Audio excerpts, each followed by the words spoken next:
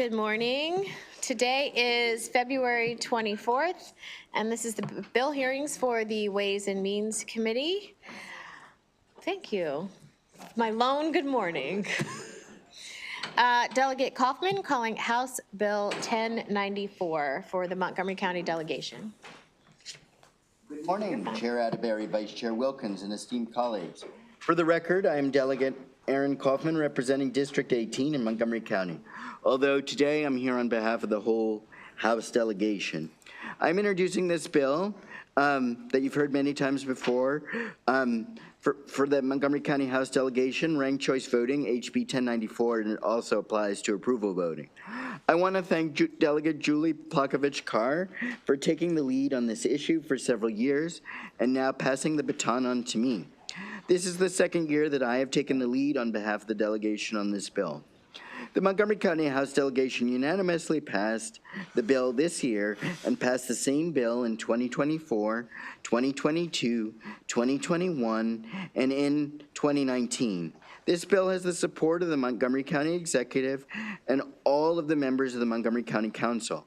This bill has also been endorsed by 17 organizations, including Common Cause Maryland, League of Women Voters, and the Sierra Club, and the Montgomery County Women's Democratic Club. And since it's a sponsor-only hearing, Madam Chair, with your permission, can I ask everyone who's here in support of the bill to stand up quickly? So please stand up if you're here in support of the bill. And Michelle Whitaker of Ranked Choice Voting Maryland had car trouble today, but she had hoped to be here also. Importantly, ranked choice voting also has the support of Senate President Bill Ferguson, who was quoted in an article in Maryland Matters in October 2023, in which he said, "I'm almost certain that ranked choice voting is the way to go, but more education is needed. And by having Montgomery County have ranked choice and approval voting, we will provide that education." This bill would allow the Montgomery County Council, should they choose to, it's just enabling legislation, to adopt ranked choice voting and approval voting for the election of all local offices. Ranked choice voting allows voters to rank candidates in order of preference, rather than selecting just one. After all the votes are cast, if no candidate has a majority, the candidate with the fewest votes is eliminated. Voters who pick the eliminated candidate as their first choice then can have their vote counted for the second choice. The process continues until one candidate has a majority of the votes. Opponents of this bill have raised concerns about the process confusing voters. However, in a study of ranked choice voting in municipal elections, researchers from the University of Sydney, and the studies footnoted in the testimony, found ranked choice voting did not negatively affect voter turnout.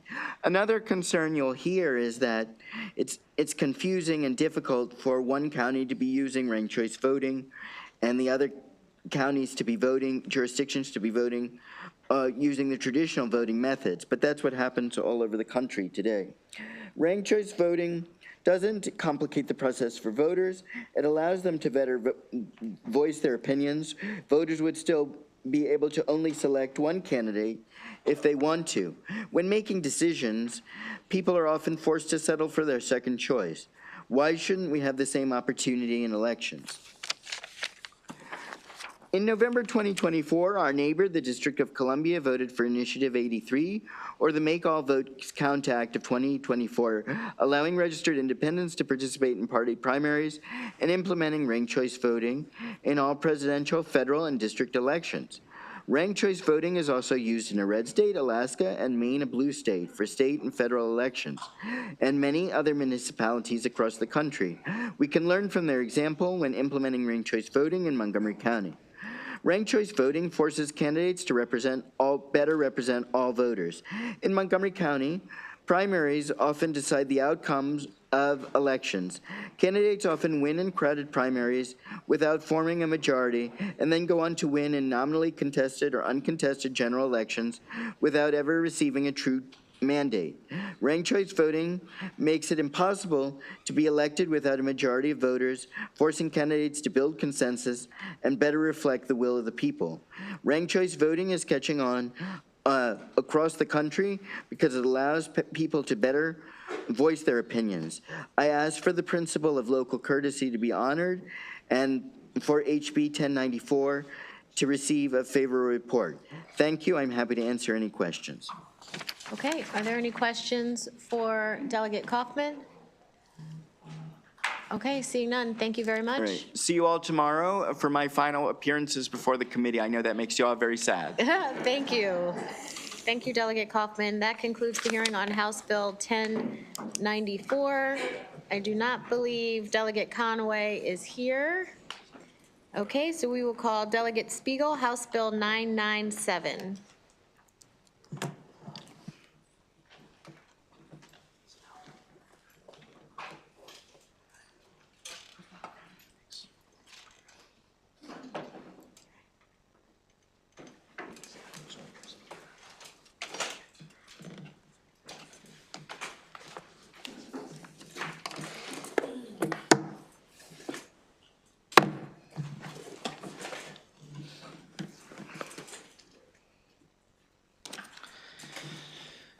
Thank you for your indulgence, Madam Chair. Just wanted to make sure that Delegate Kaufman was okay getting out of the seat.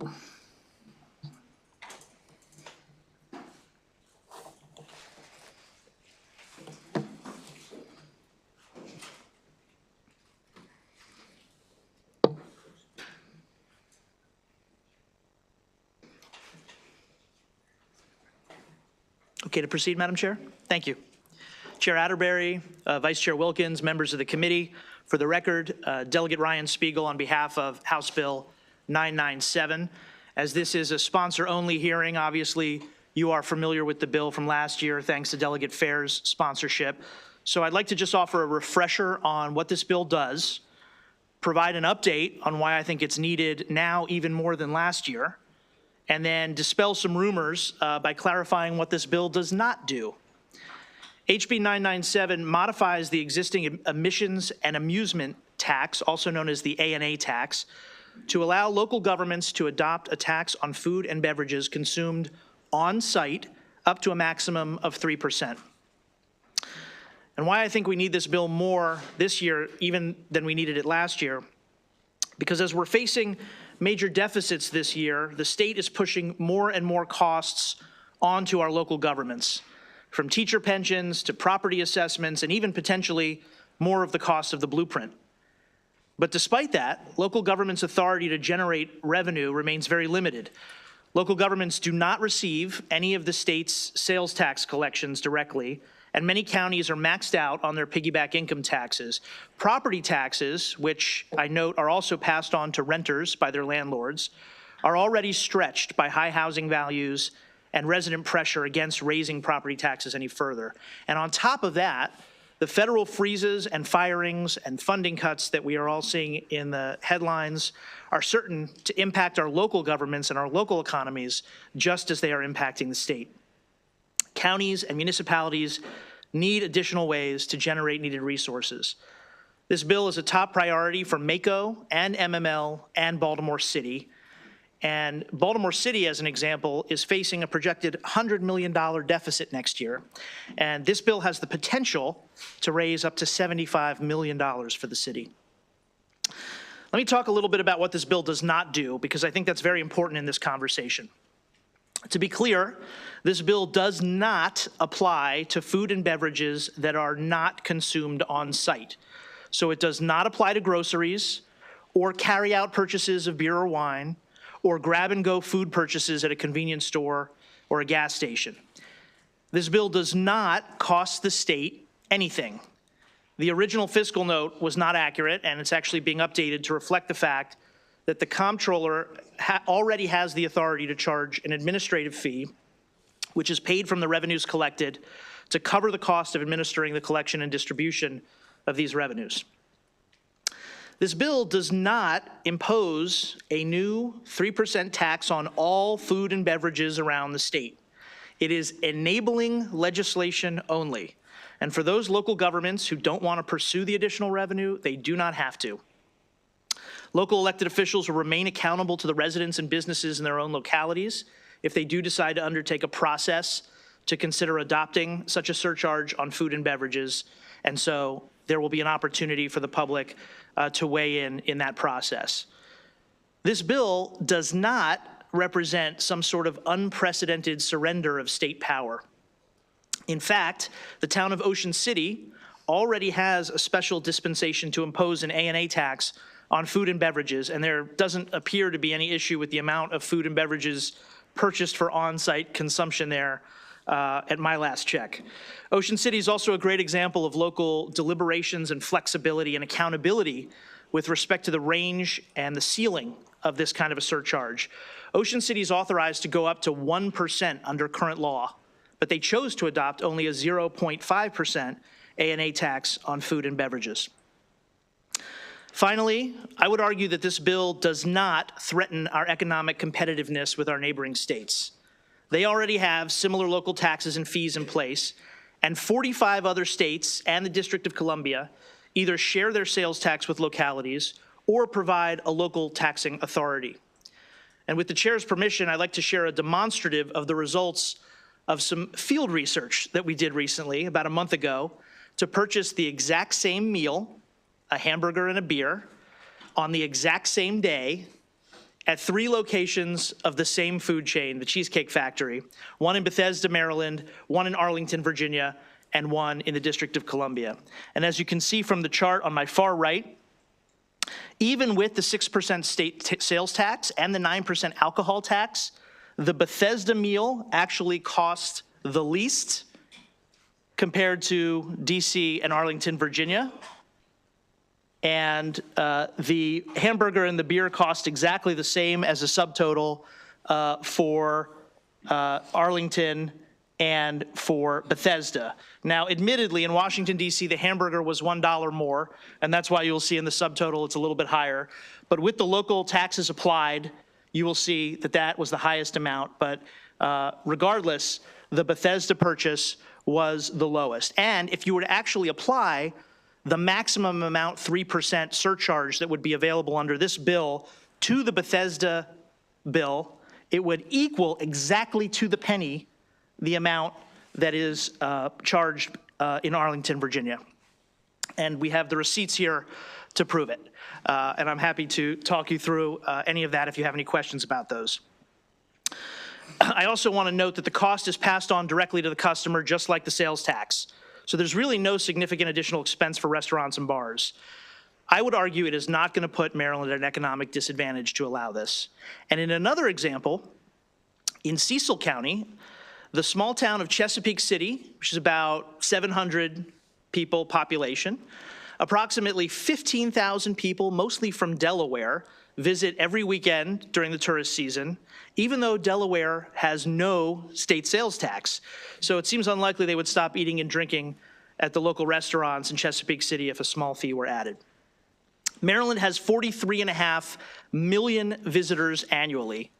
They use our roads, our infrastructure, our other public services, but they pay nothing in local property or income taxes to cover the costs of that impact to the local government at the local level. And the sales tax that they all pay, remember, goes directly to the state.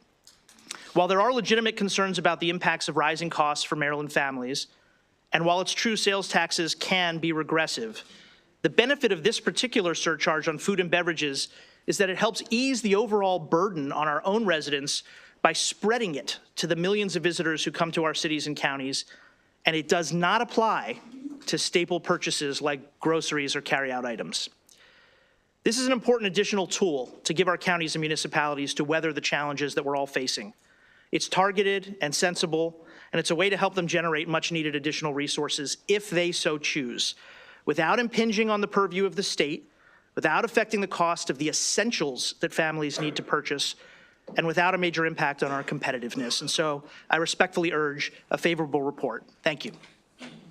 Okay, thank you. And would Mr. Fiore like to come up in case there are any technical questions? Be happy to have Mr. Fiore join me for any technical questions if I can't answer them myself. Thank you, Madam Chair. I am certain you can handle all of them, but it's always good to have a little backup. Thank you. Okay, Delegate Hartman.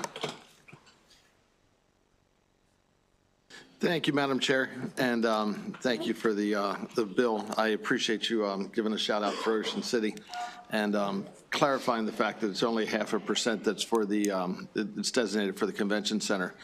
But for clarification, you said tourists don't pay property taxes. Coming from a tourist town, tourism is a big part.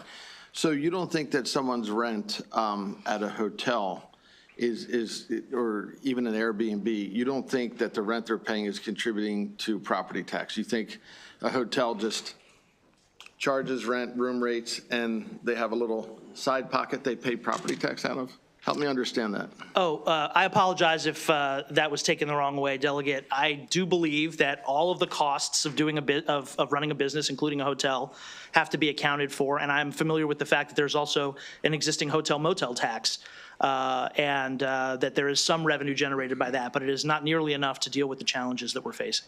But it is true when you say that many properties, the property tax is fully paid by tourism? I don't know if it's fully paid by tourism, Delegate, but I acknowledge that certainly that's a cost that some hotels and other rentals will roll into the cost of the rental. Okay, so we'll agree to disagree on that, because if a business is like a hotel is for tourism, transient guest, that property tax is being paid by tourism. Another thing, so with this tax being applied to eat-in meals, let's say, for example, I mean, are you thinking of the restaurant industry? More or less, is that what this is targeted towards? More or less. So if I was, let's say the Ocean Pines Yacht Club has a wedding and has 200 people there, and the Worcester County initiated this tourism tax, would that wedding be subject to that higher food tax? If they have the facilities, as the bill's drafted, yes, we can get an answer. Yeah, you want to, Mr. Fiore is going to provide an answer to that one. Happy to look into this a little bit more. I think it may depend on the facilities that the establishment has, if that food was brought in from catering or cooked on site, just by the way the bill's written, but we can look into that with you. Yeah, because I would think that, you know, when you're thinking of something as large as a catered event like that, it could certainly add a huge cost to it. So that's one of several concerns I have with the bill, but thank you for addressing that. If I may also add, Delegate, I believe there's already a carve-out in the existing A&A tax, apart from our bill, which covers nonprofit organizations and other types of events, and I believe dance halls and some other recreation facilities. So depending on the nature of the event, it may or may not apply to that. I mean, think of an MML conference or a MACO conference. If such a tax was imposed, there's a lot of receptions that would get hit very hard, so. But thank you for your answers. Appreciate that. Delegate Griffith. Thank you, Madam Chair, and thanks for bringing the bill, and my good friend, Delegate Spiegel. So I guess my first question is, I don't remember being invited for this research expedition. I'm disappointed. Hopefully next time, maybe if this bill lasts a couple more years, I'll get a chance to help do the research with you. Phase two, absolutely. Phase two. And then my next question is, or my comment is, I do appreciate you admitting that taxes on goods and services gets passed through to the customer, so I appreciate that acknowledgement as well. I think that's important to note, that this would negatively impact citizens more than businesses. So I guess my question is, so this would provide two questions. So I guess this would provide essentially in municipalities a 12% tax on alcohol when you add up between state tax and then now this municipality tax. Because I'd say it's enabling, but we wouldn't be here having a conversation if somebody didn't want this, right? So someone's going to probably enable this. So I guess my question is, this would create basically a 12% alcohol tax for dine-in for these restaurants and municipalities, putting them disproportionately at a disadvantage versus bars and restaurants outside municipalities? Just to clarify, Delegate, when you talk about 12%, you're talking about just on alcohol because of the 9% current Correct. tax on alcohol.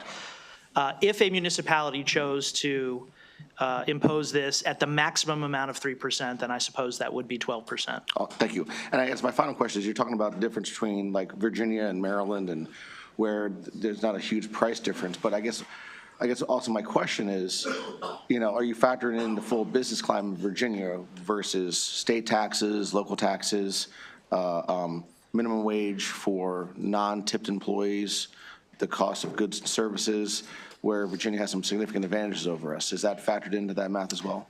No, I mean, you could do a much broader analysis of every different, factor of cost of living in different jurisdictions. We obviously didn't do that.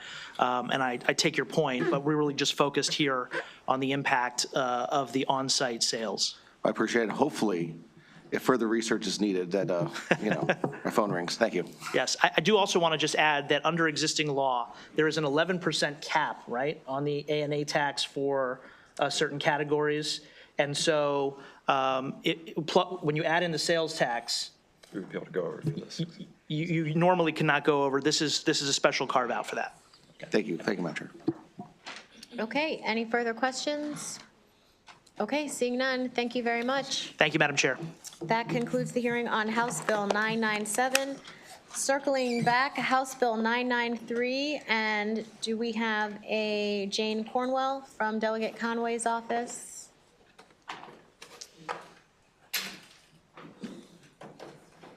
Okay.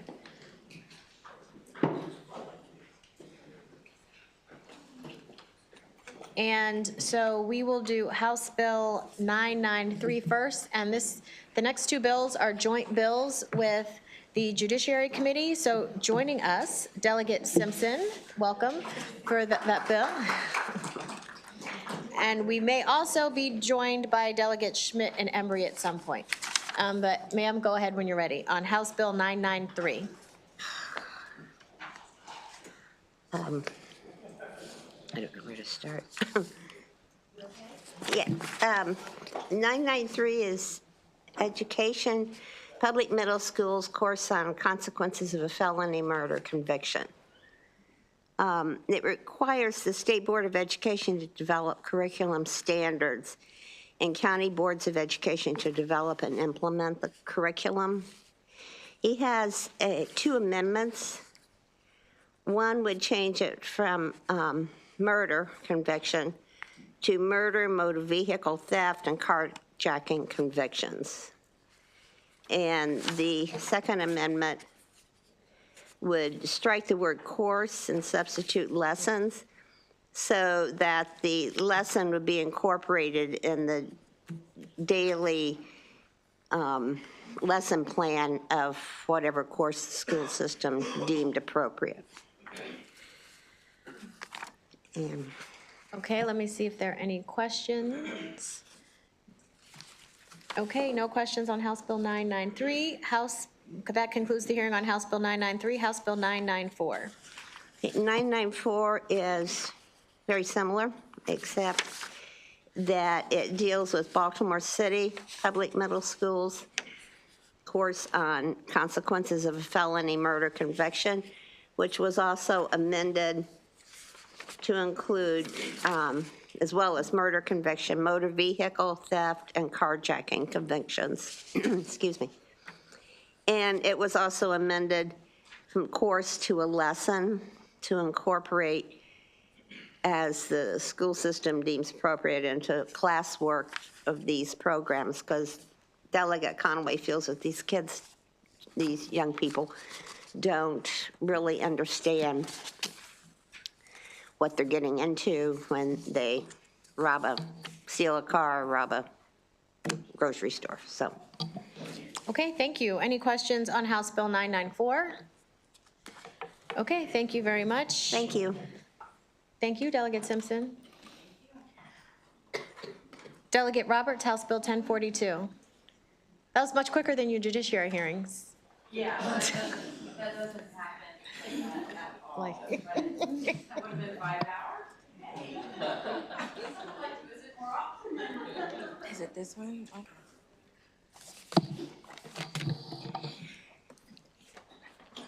Good morning. Madam Chair, I do have two bills. Do you want me to go to, do both of them? This is 1042. Okay.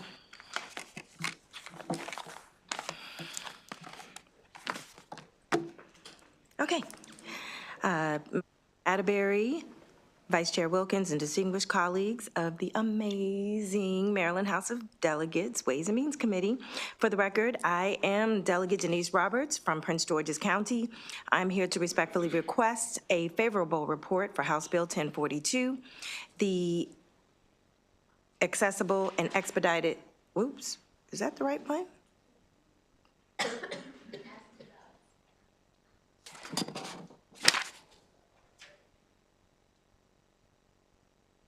This is not the right, this is not my right statement. I'm sorry? No.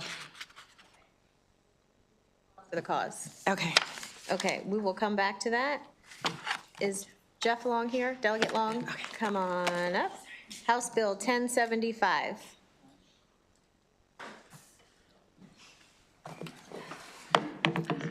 Good morning and happy Monday, Madam Chair, Vice Chair, and colleagues on the House Ways and Means Committee. For the record, I'm Delegate Jeffrey Long Jr. presenting House Bill 1075. You all have heard from me referencing this particular issue on a statewide bill. This specifically deals with Calvert County alone. From the day I was elected, residents from across Calvert County have consistently advocated for in-district voting on the Board of Education. Residents from both the urban northern region and rural southern communities have expressed the need for a more localized and a more representative electoral process for our school board.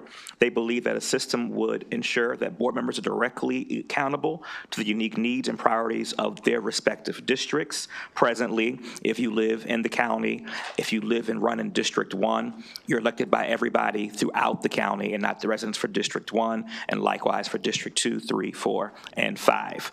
This bill would ensure that if you run in District 1, only the residents of District 1 or 2 or 3 respectively can elect their members, which will also ensure that there's greater diversity and representation for the unique needs of this very unique county. And so with that, I ask for a favorable report on House Bill 1075.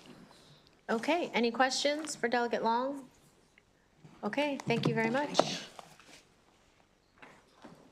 That concludes the hearing on House Bill 1075. Delegate Feldmark, House Bill 113.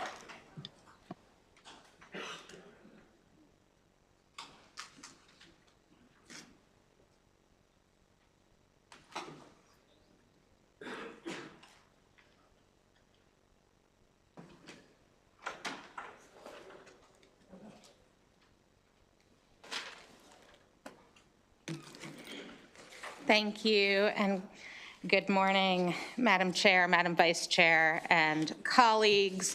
For the record, I'm Delegate Jessica Feldmark, pleased to be presenting House Bill 1113, Enhanced Automatic Voter Registration.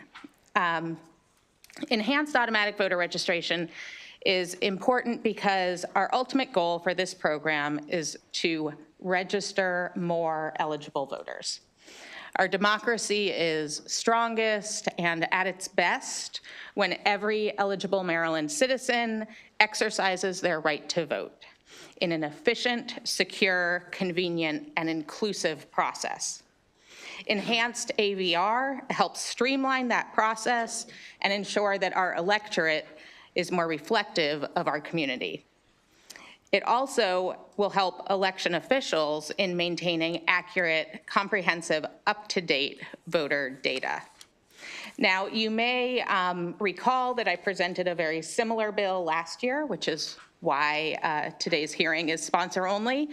And as you may recall, the basic concept here is to take the existing automatic voter registration program that's in place at MVA and other state agencies and shift it from an opt-in to an opt-out.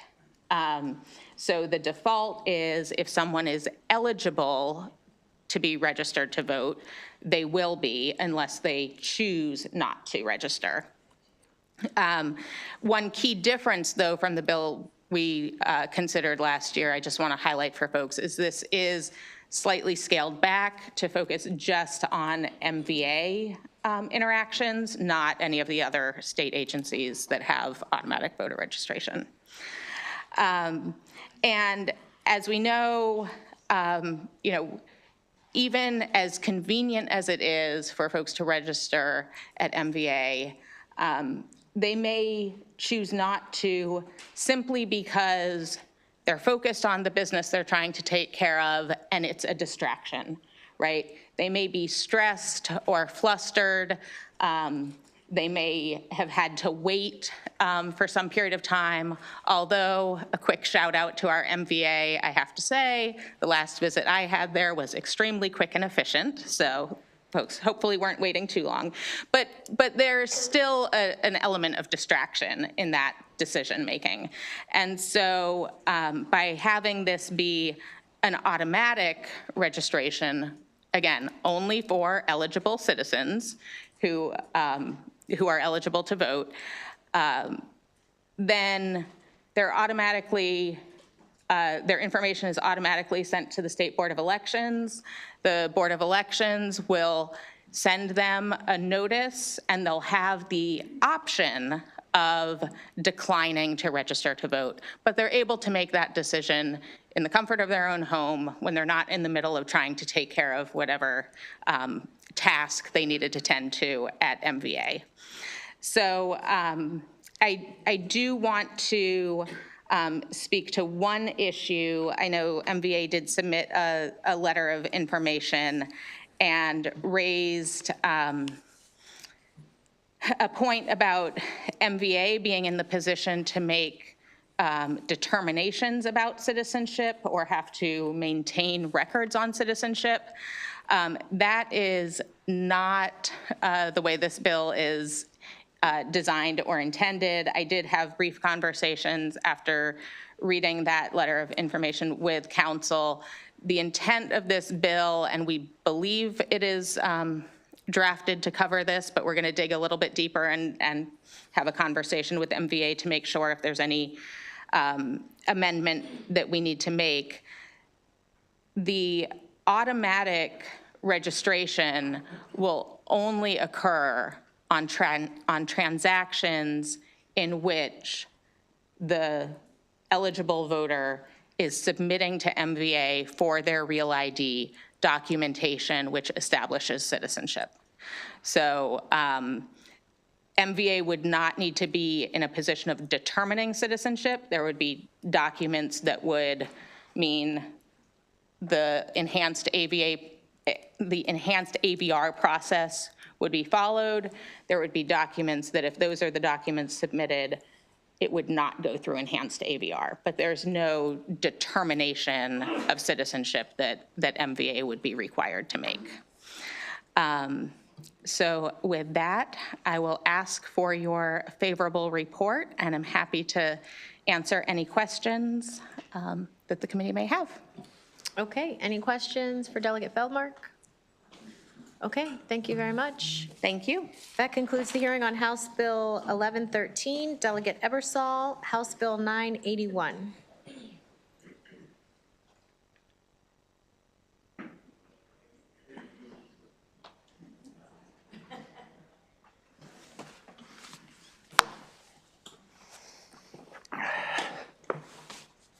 Good morning, Madam Chair, Madam Vice Chair. Nice to be in front of a skeletal version, but a great version of the Ways and Means Committee, to be sure.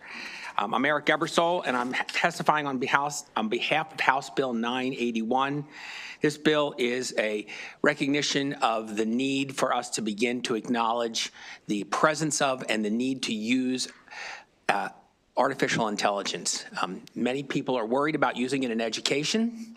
Most people focus on the ability of students to cheat or use it in a way that is not academically good. But there's much more to AI than that. AI can do a number of good things, and to this I cite one of the group's testimony from the Maryland State Department of Education. Is actually just informational. No, they do support the amendments, but this bill recognizes the growing importance of AI in education and the need to carefully study its impact and potential before widespread adoption. AI has the potential to be a powerful tool for education, but it must be implemented thoughtfully and with clear guardrails and support. This bill will hold MSDE to giving us a report only. Doesn't require them to do any more than that, to look at the possible uses of AI in education and also what exists in the industry right now that might be procured on a statewide level for counties to use, both for teachers to use for grading, lesson planning for students to use in helping them work on their assignments, but also for administration. And when you isolate a particular AI, the thought is is that teachers will know what students are using, students will know what they're allowed to use, and that kind of evaluation will occur in that setting.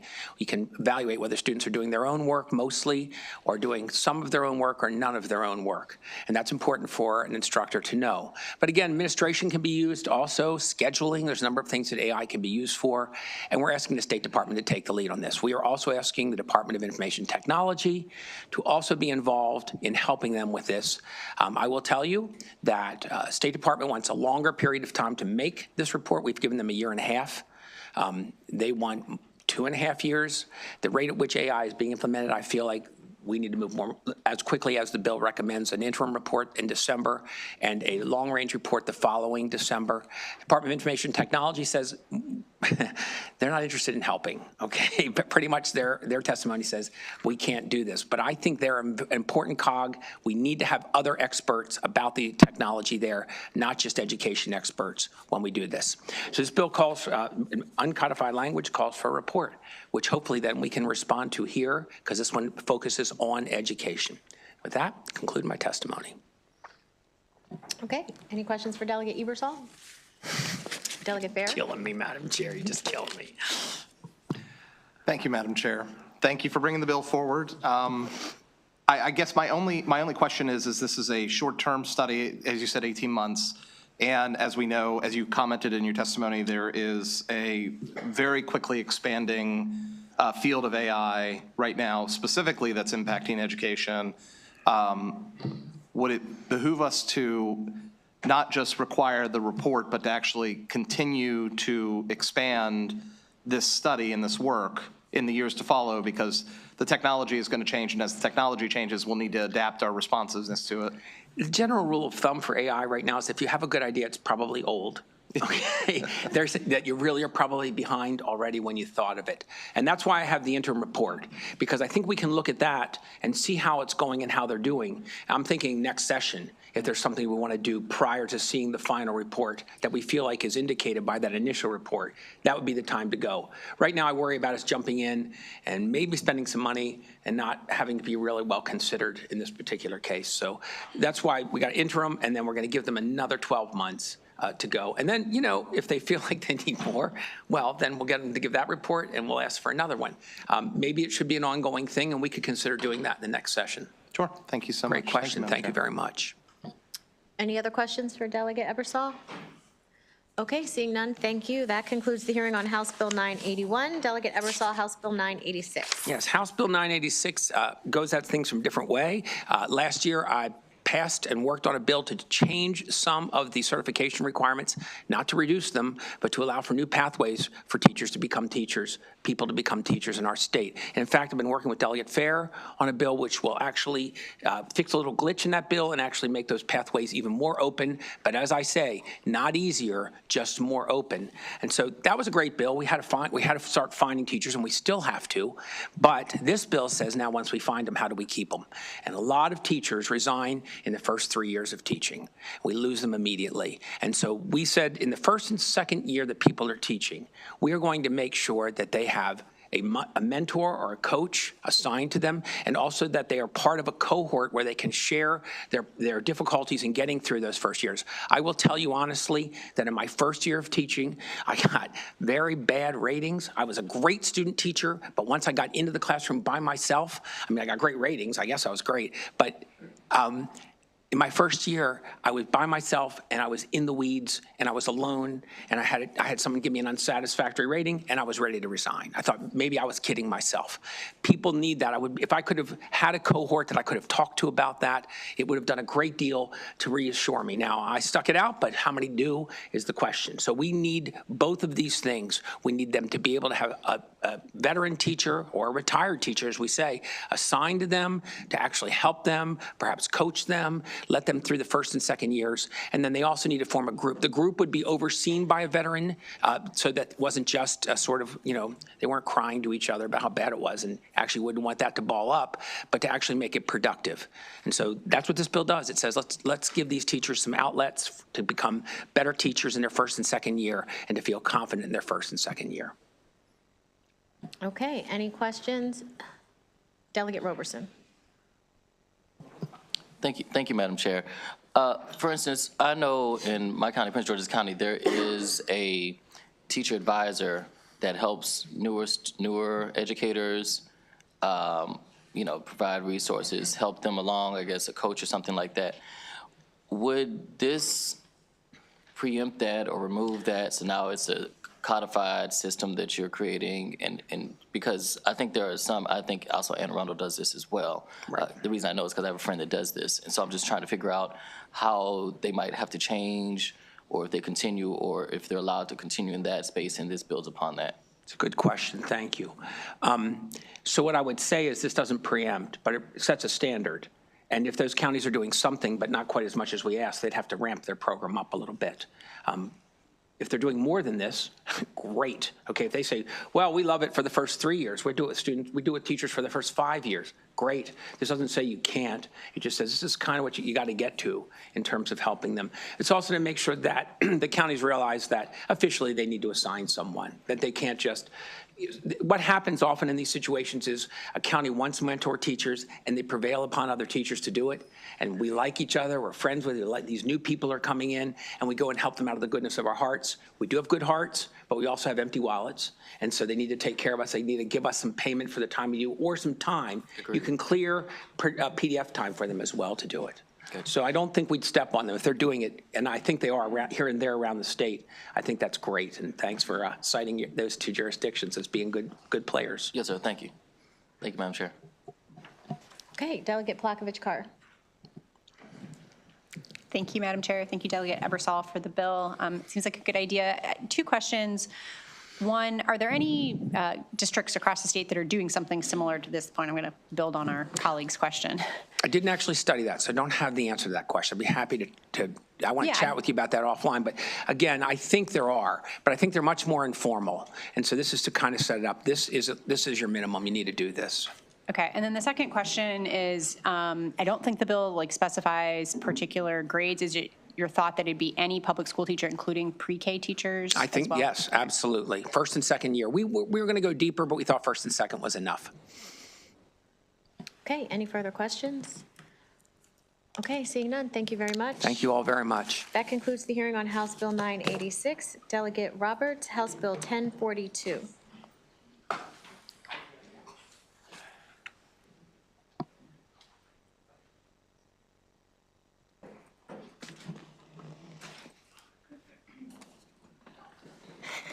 My apologies to the committee. My chief of staff has been out for over a week until today, including today, and it's been crazy in my office. So, once again, Madam Chair Atterbury, Vice Chair Wilkins, distinguished colleagues of the Maryland House of Delegates Ways and Means Committee.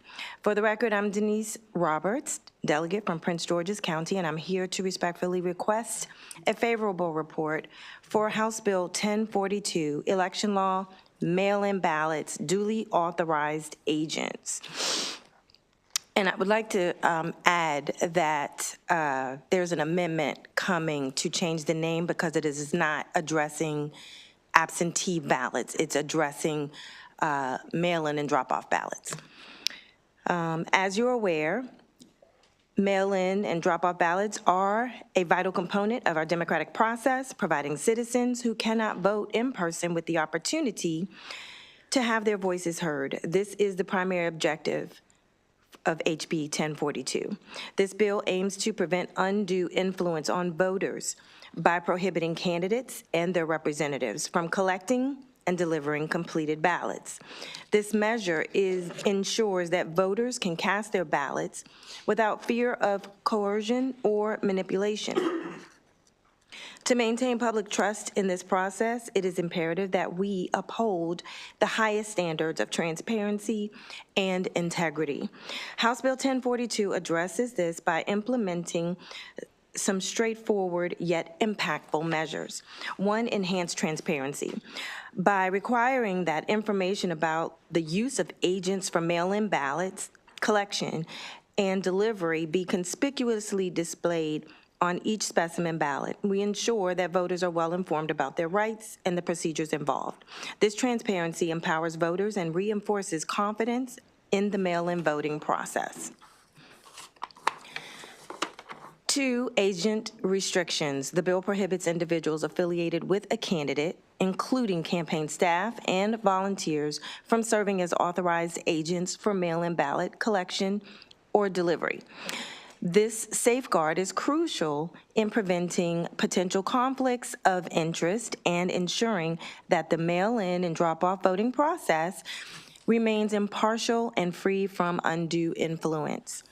And number 3, enforceable regulations. This bill outlines clear penalties for violations, including civil penalties for violations and potential criminal prosecution. Additionally, the Maryland State Board of Elections is empowered to investigate alleged violation and enforce penalties.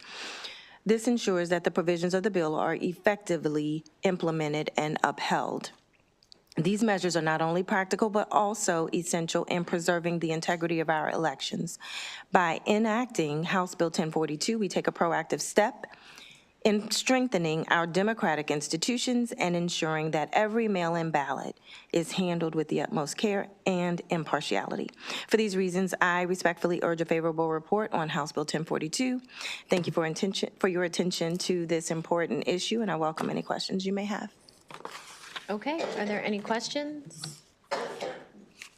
Okay, seeing none, thank you. That concludes the hearing on House Bill 1042. Delegate Roberts, House Bill 935, and Thank you, Madam Chair, Vice Chair Wilkins, and distinguished colleagues of the Maryland House of Delegates, Ways and Means Committee. For the record, I am Delegate Denise Roberts from Prince George's County, and I stand before you, or sit before you, today as the primary sponsor of House Bill 935. A bill that is not just a legislative initiative, but a deeply personal mission. This bill is about protecting our student athletes, our sons and daughters, our neighbors, our future leaders, by ensuring that when they step onto the football field, they have immediate access to life-saving medical care in case of an emergency.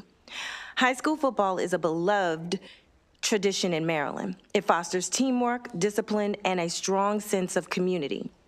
But we cannot ignore the risks that come with the game. Injuries happen. Some are minor, but others can change a life in an instant. I know this reality firsthand. In 1985, my son's father was the quarterback at Dunbar High School when he suffered a catastrophic injury during a football game. He broke his neck, severed his spinal cord, and became a quadriplegic. His life was forever changed in a matter of seconds. This tragic incident had a profound impact not only on him, but on his family, his dreams, and his future. Later in life, we married and had a son together, which means I can personally attest to how a devastating injury can alter the course of a life and how it ripples through generations. For example, when giving birth to our son, knowing how difficult it would be to transport myself and my son's father to the hospital, I chose to have a home birth, partly to ensure that he would not have to miss the birth of what would be his only son. I would also be remiss if I didn't mention the following. According to spinalcord.com, the initial cost of care for a spinal injury can be up to $1 million for the first year and nearly $200,000 annually. So we almost cannot afford to have these safeguards in place. This bill is not just about policy, it's about people. It's about making sure that no other family has to endure what his family did. It's about ensuring that when the unthinkable happens, we are prepared to act swiftly. House Bill 935 mandates that a licensed athletic trainer or an ambulance be present at every high school football game. This is not an unnecessary burden. It is a necessary safeguard. Seconds matter in medical emergencies, and access to immediate care can mean the difference between recovery and a lifelong disability, or even life and death. We have a responsibility to our student athletes and their families. They trust that when their children step onto the field, every precaution has been taken to keep them safe. This bill ensures we are living up to that trust. I urge this committee to stand with me and support House Bill 935. Let's not wait for another tragedy to take action.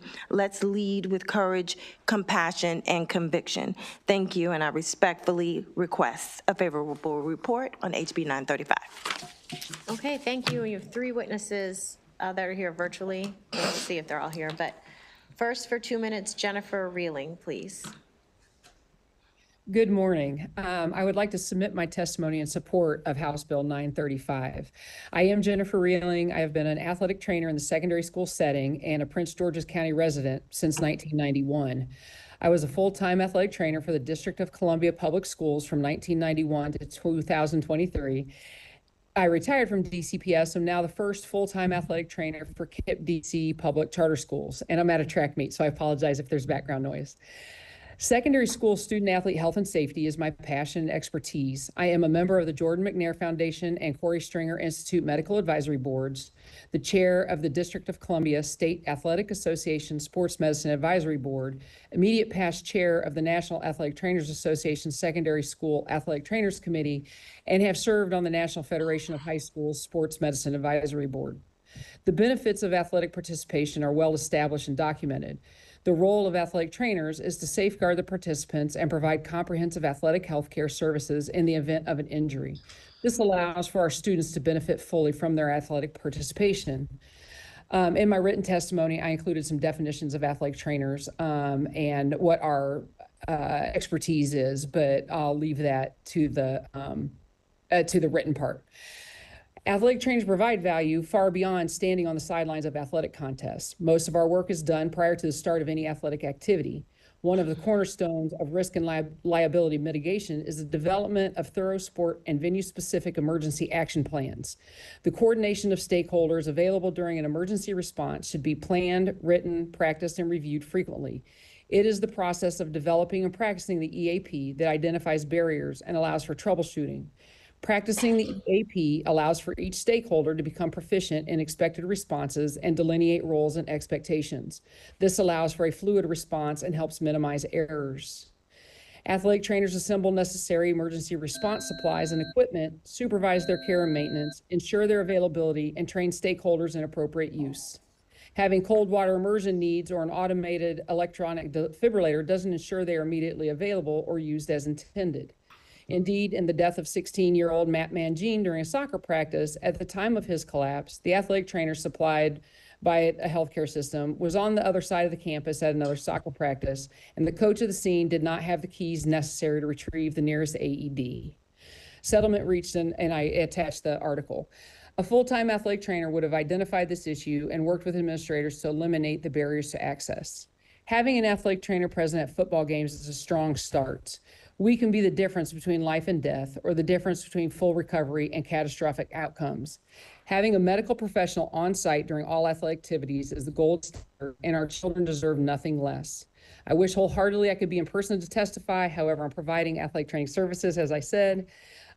Start with football games. It's essential that somebody's there to react immediately. Ms. Reeling, Yes. I'm gonna have to ask you to wrap up, please. Absolutely, thank you. Okay. Thank you for your time very much. I appreciate it. Thank you. Mr. Roberts, for 2 minutes, please. Good day, Chair Atterbury, Chair Wilkins, and the members of the Ways and Means Committee. My name is Mario Roberts, and I'm here to testify in strong support of HB 935. On Halloween Day in 1985, during a high school football game at Dunbar High School in Washington, D.C., I suffered a devastating injury, broken neck, and a severed spinal cord that left me a quadriplegic and bedridden to this day, paralyzed from my chest down, and nearly 40 years later, I'm still paralyzed. The hit was extraordinary. It was not extraordinary by football standards, but it shattered my C6 vertebrae, and I briefly lost consciousness and couldn't breathe. There was no ambulance required at the high school that day, and there was not one there for me.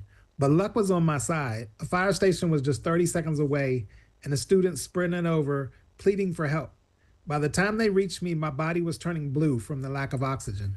I was lucky, again, because the ambulance just so happened to be there at the fire station and rushed over. After my accident, DC changed its rules. They mandated an ambulance be at every high school football game, ensuring that future athletes wouldn't have to rely on luck the way I did. HB 935 gives Maryland students that same protection, turning luck into policy and ensuring that no child's life depends on chance. Please pass this bill. Thank you. Thank you. Are there any questions from this committee? Okay, seeing none, thank you both for being here. Appreciate it. Thank you, Delegate Roberts. That concludes the hearing on House Bill 935. Delegate Patterson, House Bill 1105. And you can bring up whomever you like. You have Allison D'Alessandro, Wendy Lane, Ted Gallo, and Sarah Sample. Sarah Sample is favorable with amendments. Okay, this can work.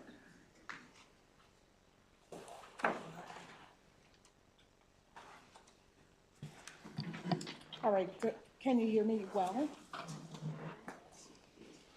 Thank you very much. Good morning, Chair Atterbury, Vice Chair Wilkins, and members of the Ways and Means Committee. For the record, I'm Delegate Edith Patterson, sponsor of House Bill 1105, applicants for positions involving direct contact with minors. This bill is important. Protecting the most vulnerable members of our communities, especially our children, is one of my highest priorities. That's why I agreed to cross-file Senator Don Geil's legislation to strengthen child abuse prevention. Why is this bill necessary? It's necessary because it was drafted in response to growing concerns from parents and community members about how schools handle allegations of child sexual abuse. While a recent Anne Arundel County case remains under investigation, it highlights the urgent need for stronger protections. House Bill 1105 will enhance oversight, improve background checks, and expand safeguards across all child-serving organizations. Schools and child-serving organizations must uphold the highest standards of trust and safety. While Maryland made strides with House Bill 1072 in 2018 and House Bill 486 in 2019, introducing mandatory training, codes of conduct, and employee screenings require us to fill the gaps that remain. Policies are only as strong as their enforcement, and without proper oversight, even well-intended laws can fall short. What does House Bill 1105 do? It strengthens these protections in three ways. One, it requires MSDE oversight. Every jurisdiction must submit its training program, conduct, and screening policies annually, with MSDE reporting on compliance to ensure accountability. Two, mandating CPS background checks. Criminal checks alone miss individuals found responsible for child maltreatment without a conviction. CPS checks provide a stronger safety net. And thirdly, this bill expands safeguards beyond schools. Child predators don't just target schools. They seek employment in daycares, after-school programs, and youth sports leagues. This bill extends existing protections to all child-serving organizations to prevent offenders from moving undetected. House 1105 is a vital step towards ensuring that protection, equipping schools and child-serving organizations with the tools, oversight, and accountability necessary to prevent this abuse. I respectfully urge the committee to vote favorably on this bill. Thank you for your consideration. And I have several witnesses to offer testimony. Thank you, Madam Chair.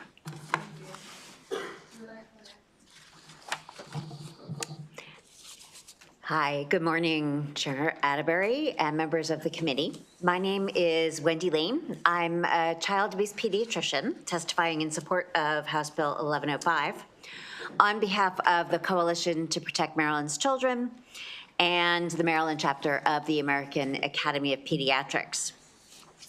During my tenure as chair of the State Council on Child Abuse and Neglect, I worked with the Maryland General Assembly and Delegate Atterbury. You were very helpful in getting these passed, to pass the two bills focused on prevention of child sexual abuse in school settings.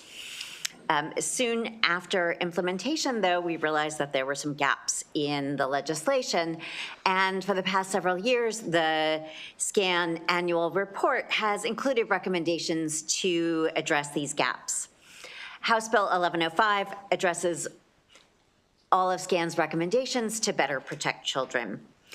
So, as Delegate Patterson discussed, the first gap that we identified was that the original bills didn't require any oversight of implementation, and House Bill 1105 does that. The original bill didn't require CPS background checks, and House Bill 1105 now does so. Third, the original bill didn't identify boundary violating behavior, which my colleague Allison D'Alessandro will discuss in a little more detail in her testimony. And finally, the bill expands the policies to outside of school settings to other youth-serving organizations. As a child abuse pediatrician, unfortunately, I've seen more than my share of sexual abuse and its sequelae, some of which has happened in schools and youth-serving organizations. The additional mandates in House Bill 1105 will provide thorough screening of potential employees, establish standards for appropriate interactions with children, and enable employees at these sites to identify and stop inappropriate behavior.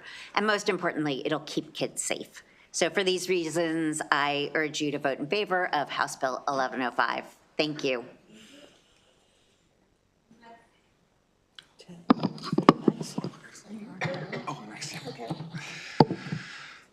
Good afternoon, Chair Atterbury and members of the committee. My name is Ted Gallo. I am the Executive Director of the State Council on Child Abuse and Neglect, otherwise known as SCAN.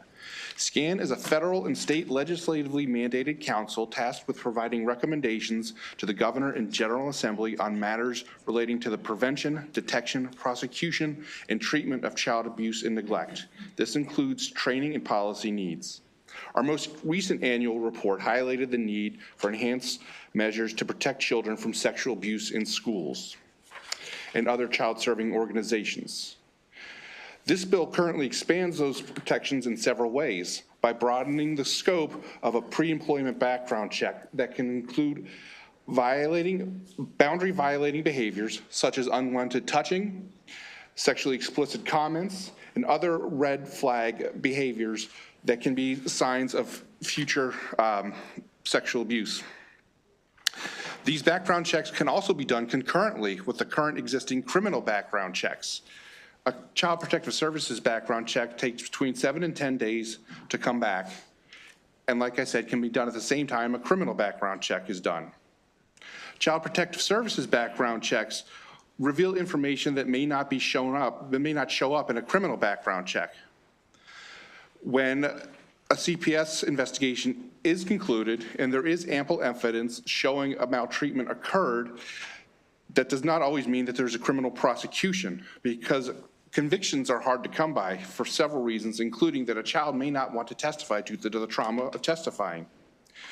SCAN's research revealed several concerning practices. There's currently no legal requirement for schools and youth-serving organizations to conduct Child Protective Services background check. Only about half of our public schools do that, and over 100 private schools have been contacted. Only 2 of them do these at all. Most of them were not even aware of the gap. And for these reasons, SCAN strongly urges a favorable report from this committee. Thank you very much. Madam Chair, Vice Chair, members of the committee, thank you for allowing me to speak today. My name is Allison D'Alessandro, and I've worked in the field of child abuse prevention for over 22 years. Now at Center for Hope, which is formerly the Baltimore Child Abuse Center, I assist youth-serving organizations with child protection policy development and training. HB 1105 allows authorization for a prior employer to release records related to boundary violating behavior.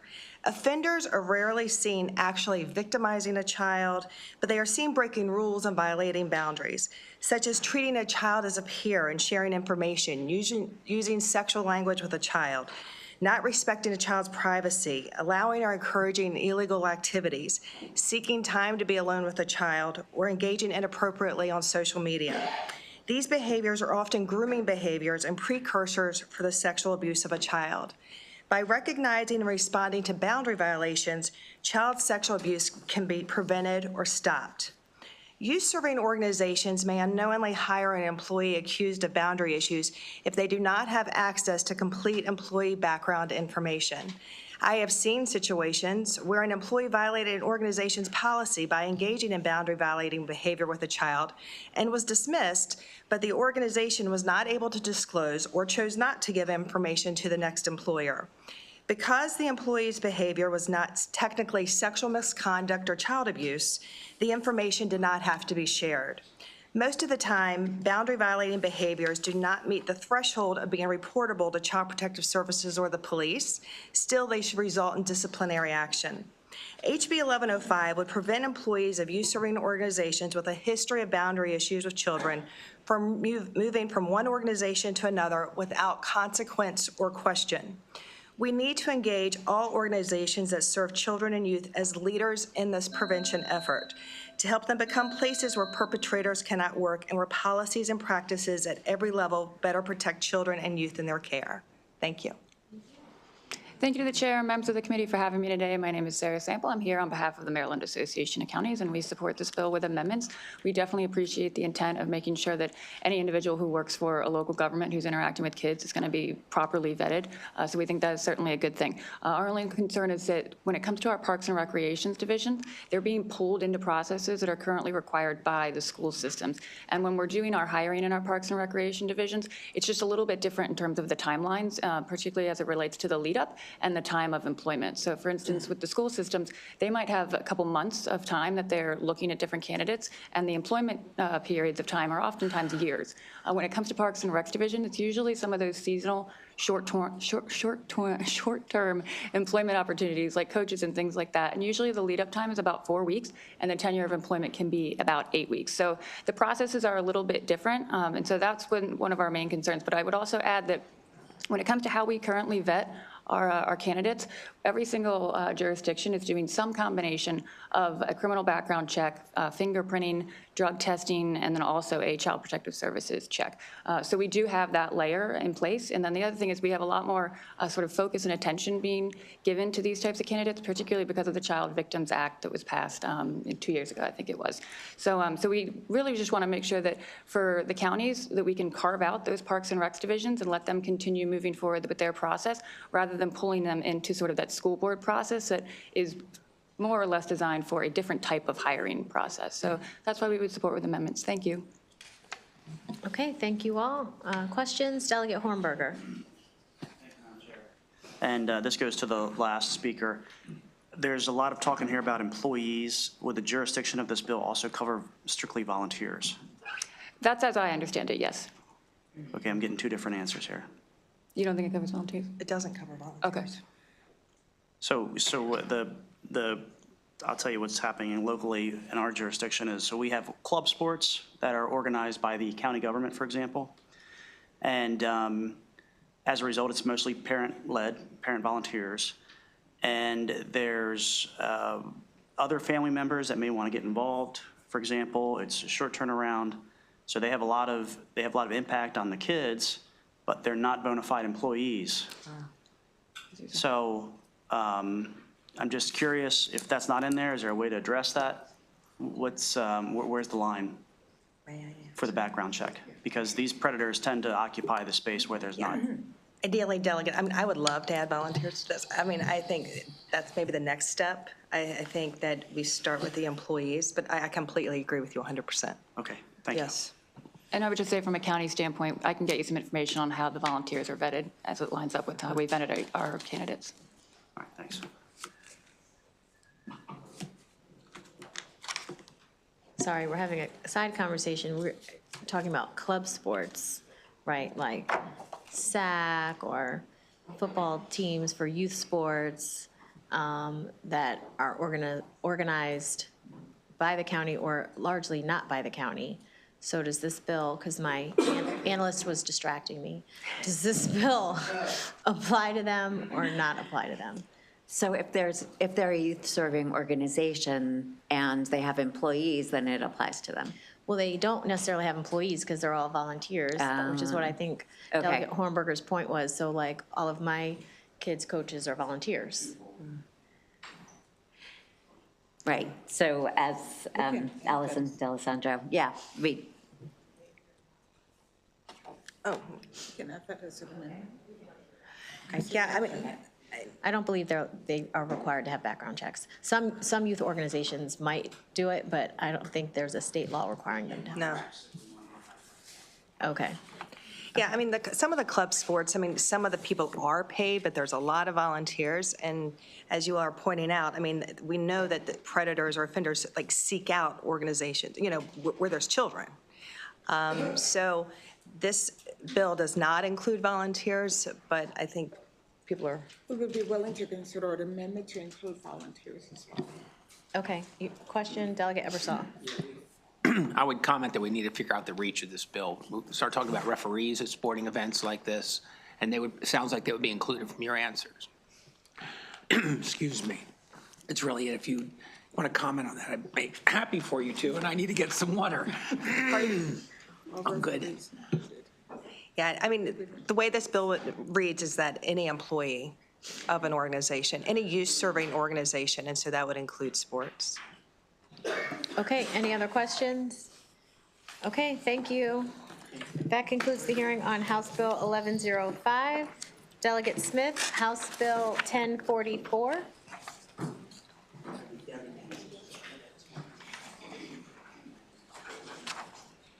We're doing 1044 before 1043?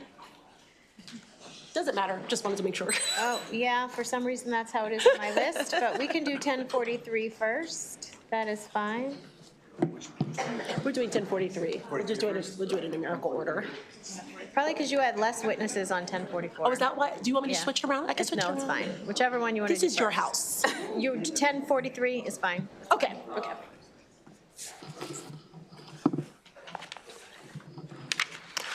Is it morning still? No?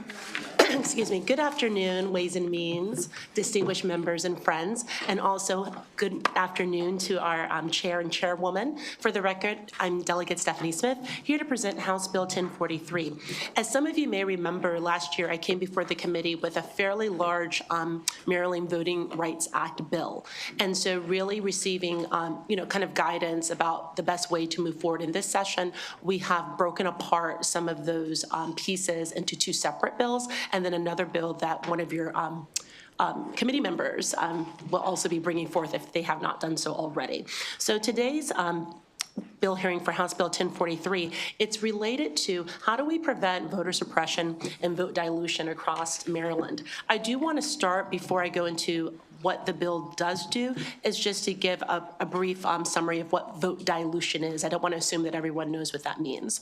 Racial vote dilution happens when an election system or other policies deny voters of color an equal opportunity to elect candidates that they support. This means voters of colors can cast ballots, but their votes don't have equal power to elect candidates that their communities support.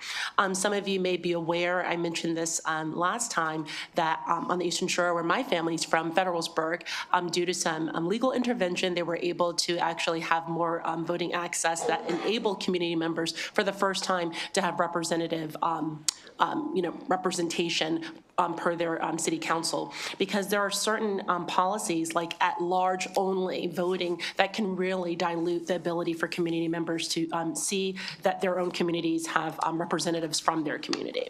And so in district-based systems, voters of color can experience reduced or diluted electoral power through being packed into one or more districts or spread thinly across several districts. And also for myself, growing up in Virginia Beach and hailing from the largest historically Black part of that city, I never had a representative of color that ever represented me. And I think a part of that was because of the way the boundaries were designed that really limited the impact.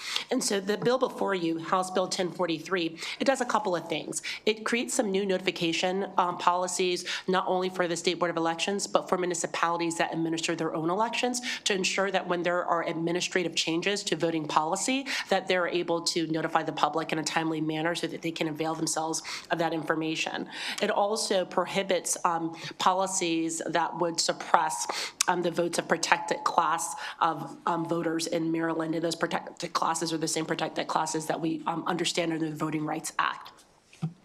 I know that we're going to have a lot of detailed testimony from my witnesses today, but I do want to say that this is a real issue for certain parts of the state, not all. And I think at a time where there's a lot of anxiety around the integrity of the voting process, and also for the ability of people who avail themselves of the process to feel that their votes matter and that they're heard. I do believe that Maryland is a state that oftentimes gets it right, but we want to ensure that moving forward we continue to get it right. And I do want to lift up that our neighbor to the south, Virginia, adopted their version of this overall package of bills a few years ago, as well as a few other states. But I like to talk about the nearby competitive states that we often compare ourselves to when we measure ourselves. So I know there's a lot of other parts of this that I don't want to be repetitive. I want to respect your time and give my witnesses the opportunity to speak to these provisions in the bill. But the most important thing is that we're trying to prevent the dilution of votes across Maryland, the suppression of votes through policies that maybe people hadn't considered what their impacts really are. And we've had a series of litigation across the state to speak to the fact that this is a problem, and we have a solution through this bill and a series of others. So I do hope for your careful attention and support of House Bill 1043, and I yield to our witnesses. Thank you so much, Madam Chair.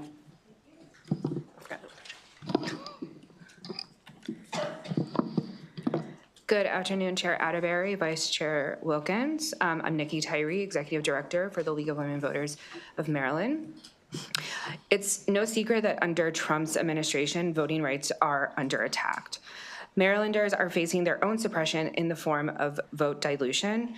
Their voices are unjustly weighed as less than due to practices that benefit from keeping communities of color separated and packed. Notably, purposefully drawing districts that don't allow for a representative democracy.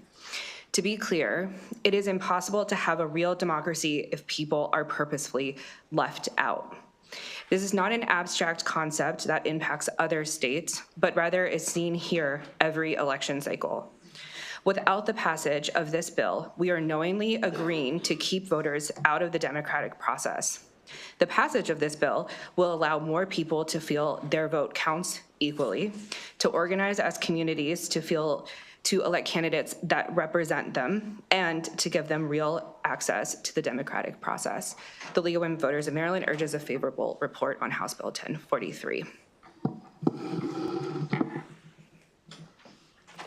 Good afternoon, Madam Chair, Madam Vice Chair, and members of the committee.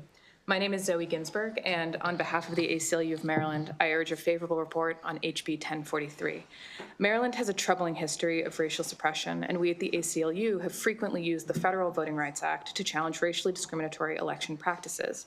However, we've frequently encountered cases where the federal VRA is not enough, and where the protections of HB 1043 would have made the difference. Our recent victory in Federalsburg demonstrates how expensive federal VRA claims are and highlight the need to create more efficient opportunities for resolution. Despite the fact that the town's population is half Black, the town had never elected a Black candidate to office. For decades, advocates fought for fair representation, and the town fought these reforms tooth and nail. It was only through the immense courage of the town's Black residents and judicial intervention that a fair system became possible in 2024. But this reform took years and came at significant taxpayer expense. With a streamlined cause of action and a mandate to attempt pre-litigation negotiation, HB 1043 could have brought about the same result in a faster, less expensive manner. Meanwhile, in Baltimore County, the federal VRA provided insufficient remedy even where the court found that there were likely racially discriminatory practices. The county has a population that is nearly 1/3 Black and 48% of color, but has only ever had one Black representative at a time.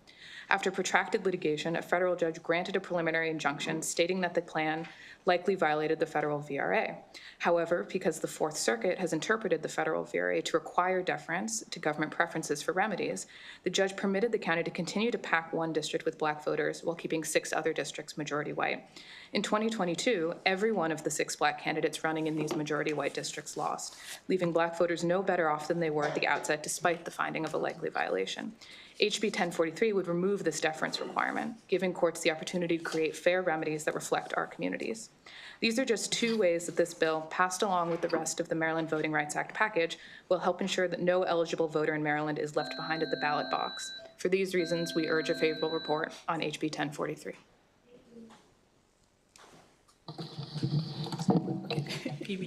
Yeah, I think so. Good afternoon, rather, Chair Atterbury and Vice Chair Wilkins. My name is Asim Mulji. I am Senior Legal Counsel for Redistricting at the Campaign Legal Center, a nonpartisan organization that defends and promotes voting rights. At CLC, we regularly litigate cases under Section 2 of the Federal Voting Rights Act, including in Delegate Smith's hometown of Virginia Beach. That case is ongoing now for, I think, 6 years, which speaks to the complexity and burden of Section 2 litigation. And we also actively support codifying these protections in state law.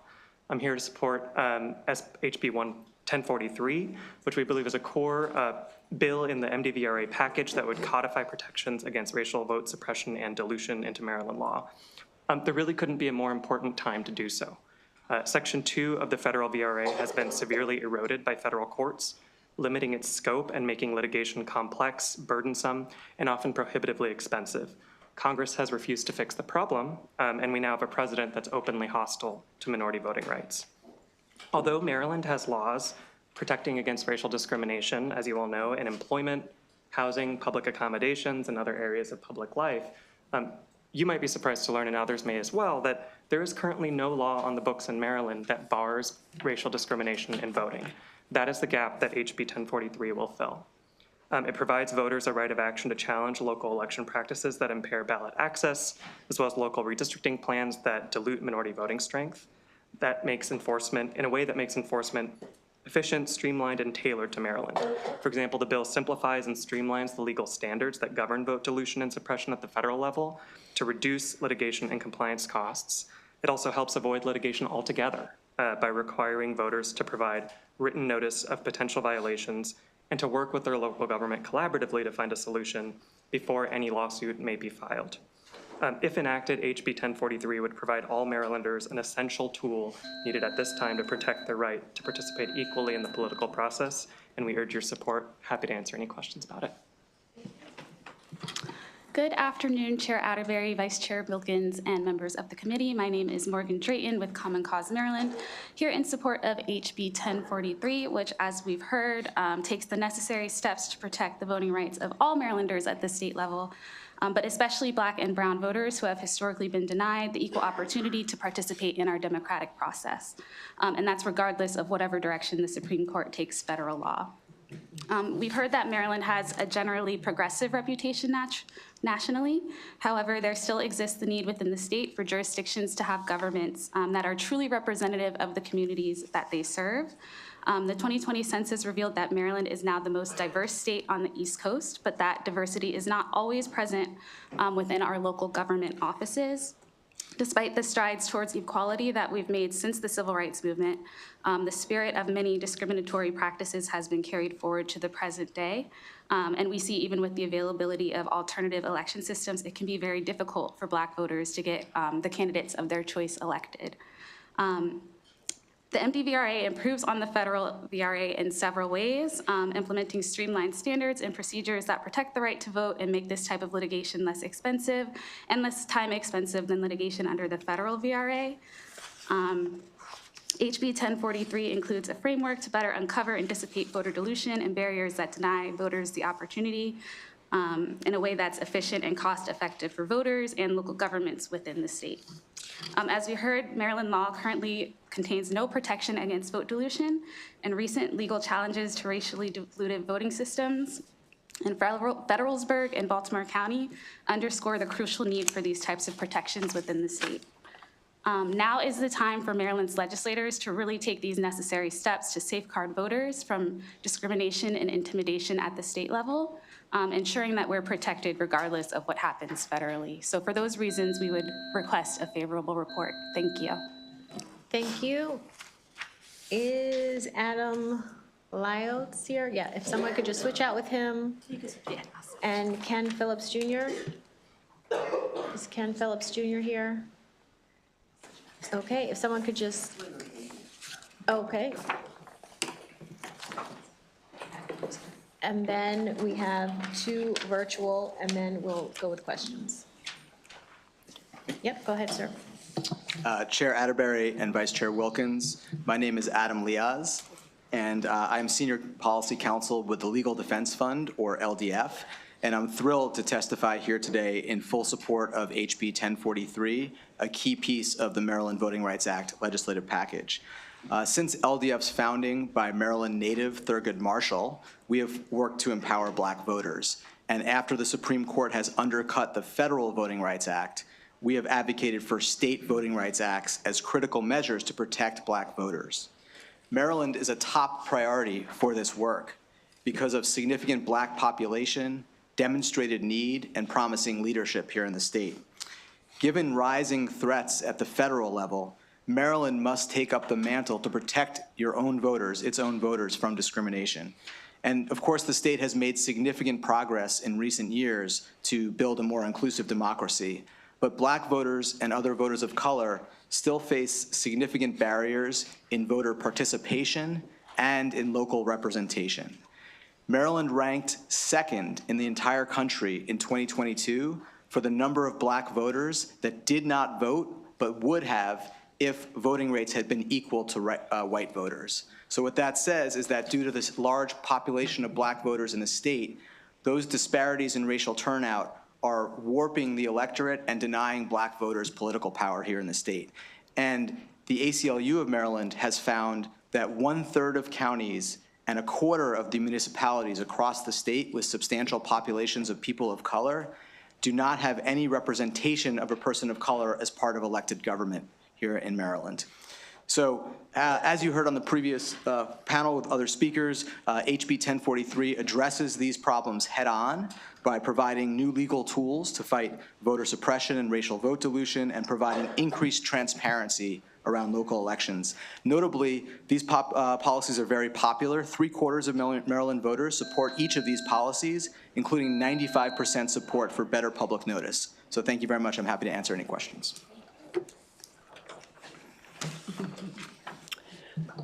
Good morning, Chair, Vice Chair, members of the Ways and Means Committee. I'm here on behalf of the Maryland Episcopal Public Policy Network and on behalf of our national church. In my written testimony, I cited resolutions passed in 2018 urging every member of the Episcopal Church to preserve voting rights, to encourage voting rights. I am really proud of our country, and I'm especially proud of Maryland. I grew up here, and I know that how hard people have worked to preserve people's rights. Every person is a child of God, deserving of equal dignity and respect. You all have worked hard to preserve the rights and dignity of every member of our state. I urge you to pass this law to take another step forward to further preserve it. These rights are being eroded federally, day by day, and in many states. And Maryland can be that beacon. Just as it has in so many other areas, we can lead the way and encourage people and help them not to give up hope. Hope is an important thing that as a person of faith, I hope that I never give up because my leader will never give up on me. And my leader doesn't give up on any one of us. And I know we'll do the right thing by passing this bill. Thank you. Thank you. And let's see if we have Kashina Cross or Zanib Chaudhry with us virtually. Okay, go ahead for 2 minutes, please. Hello, good afternoon, Chair Atterbury, members of the House Ways and Means Committee. On behalf of CARE Maryland, I thank you for this opportunity to testify in support of House Bill 1043. Similarly to the ACLU and other organizations that you've heard testimony from prior to mine, CARE is deeply concerned that this presidential administration's second term might renew efforts to erode the constitutional foundations of our democracy, making it even more challenging for Americans, including voters of color, individuals with limited English proficiency, voters with disabilities, and other marginalized groups to exercise their basic right to vote. This is especially concerning as this administration is actively defunding critical programs, eradicating DEI initiatives, restructuring our federal agencies, and implementing policies that reflect their ideologies. These moves stand to substantially impact voting rights, undermine the democratic processes, and restrict access to voting, particularly for marginalized communities. Some elements of this are already at play on a federal level, meaning that it outlines a framework that could significantly alter the landscape of federal governance and voting rights. If implemented, these proposals could lead to increased barriers to voting and a potential rollback of decades-long progress in civil rights protections.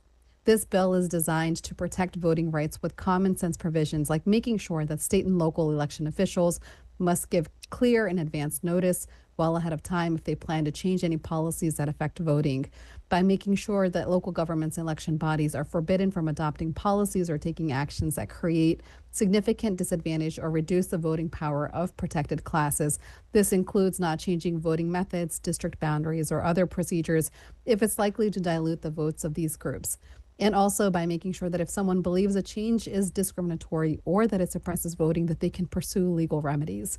Essentially, this bill aims to make election changes transparent, protect voters from unfair practices, and provide a way to quickly address any violations of these voting rights. It is a common sense bill, and CARE urges a favorable report. Thank you. Okay, thank you. The other virtual witness is not here, and if the young woman who testified, you hop back up in case there's a question. Thank you. Okay, Delegate Griffith. Thank you, Madam Chair, and thanks for bringing the bill. I guess my first question is, if we're serious about doing this, why isn't this a state-level bill versus just a local bill? Why wouldn't this affect state races as well? Oh. Yeah. Sure. So the bill would affect the administration of state elections. It doesn't affect state-level redistricting because there's complications in terms of the legislature binding its future self and the laws that you might pass in the future. But in terms of election administration, it does impact the way that folks run for office, for state office, because that's administered at the county and the municipal level. Well, I mean, I feel like if we're going to do this and if we're serious about this, we need to fix the problem from the state level down. So if we're just going to piecemeal it or only do it for certain races, we're still creating disparities. And I guess my next question ties to gerrymandering. As one of the most gerrymandered states, you know, even political party is, you know, another class of individual, right? That their rights need to be protected. And I support what this bill is trying to do, but we should make sure that everybody, regardless of race, color, creed, sexual orientation, or political affiliation, their voting rights should not be impinged upon at all. So again, going back to why aren't we doing this at a state level and including every single person, not just people we're carving out? I just want to clarify, political parties are not a protected class, just for the record. Sure, I'm not saying they're a protected class, I'm just saying, but they're individuals that, you know, sometimes their rights can be impinged upon. I mean, CD5 for years was considered the most gerrymandered congressional district in the country. So I guess my question is, why don't we just do this at the state level and let's just take care of it for forever and and pass this bill? I appreciate your inquiry, but as Madam Chair stated, I was going to follow up with that. Party is not a protected class, and that's what we're focused on protected classes in this legislation. But I welcome you offering some supportive legislation in the future, and I would love to talk to you about it. But even apart from political affiliation, just why aren't we doing this at the state level on down, right? This is a statewide bill. But I'm saying including state races, and I would like to get more information on your response to that as well, because I'm not sure fair election was to protect, you know, different classes of folks is inhibiting the future intent of the Maryland General Assembly. I think the General Assembly wants to make sure protected classes have fair voting rights. So thank you, Madam Chair. Thank you. Delegate Hornberger. Thank you, Madam Chair. And I would point out that we do have the right to association, and identifying as certain political groups and not being punished for said association. But my question becomes sort of like a procedure question. So as this establishes some guardrails at the state level, and as we've witnessed recently, there's been instances where one protected group feels that it was discriminated against by another protected group. So in a situation where something is decided at the state level, and then a group comes along and says, you know, I've suffered injury as this, and I'm going to go to the federal level, and I think the last speaker kind of talked about the federal versus state. Who wins? So the Fed decides that the state is not, you know, upholding the Constitution. State says that it is. Who wins? I can take a stab at that. I should be clear. I think this bill addresses local redistricting decisions and local election policies. Right, all of which could be appealed to the federal level. No, this would establish a right to challenge those policies under state law. They'd be appealed to the state Supreme Court, and that's supposed to operate alongside federal protections under the Federal Voting Rights Act.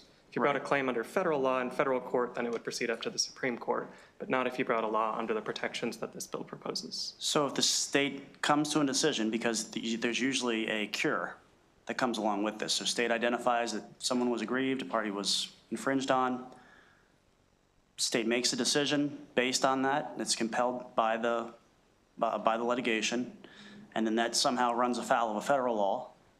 I think you just answered the question, it goes to the Supreme Court, is that? Who's the arbiter here? So this bill establishes, like I said, a cause of action in state court under state law. Okay. So if you bring a case to challenge vote dilution under the Federal Voting Rights Act under Section 2, those cases are appealed to the Federal Court of Appeals and then to the U.S. Supreme Court.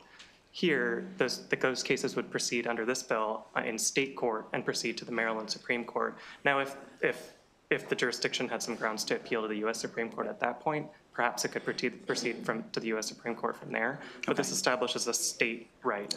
And also, I mean, under the Constitution Supremacy Clause, ultimately federal law is superior to state law, but this is an extension. This bill takes the protections of the Federal Voting Rights Act and streamlines them and codifies them into state law. So there should not be a conflict there with the Federal Voting Rights Act. So you shouldn't get a situation in which you have a conflict in which you're describing. If there ever was that conflict, then federal law would be superior. Okay, thanks for answering my question. Okay, seeing no other questions, thank you very much. That concludes the hearing on House Bill 1043. Delegate Smith, House Bill 1044.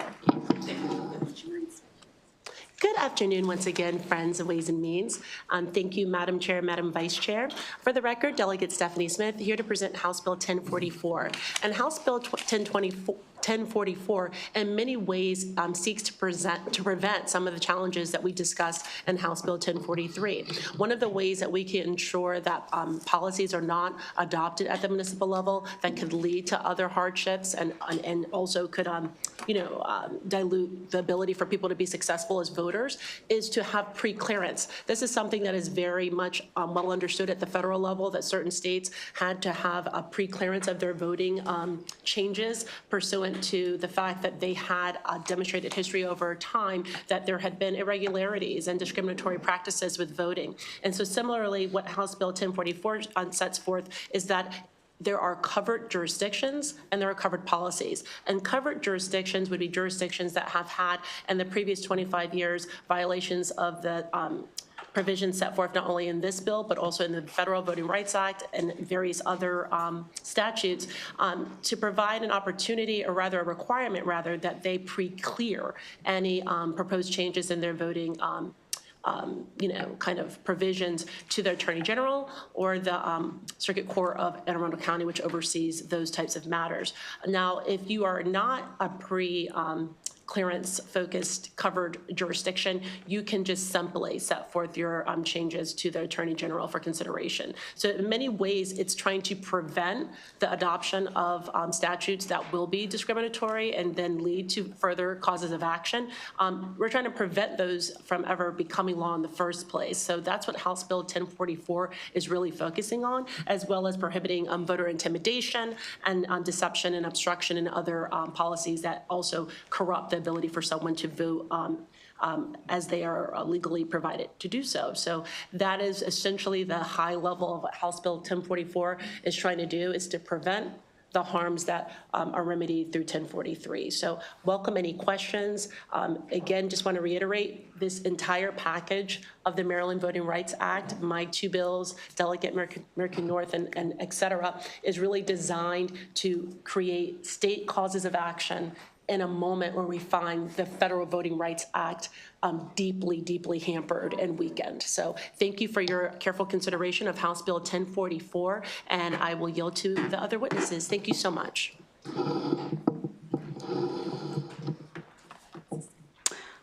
Good afternoon, Chair Atterbury, Vice Chair Wilkins, and members of the committee. Again, my name is Morgan Drayton with Common Cause Maryland, here in support of HB 1044.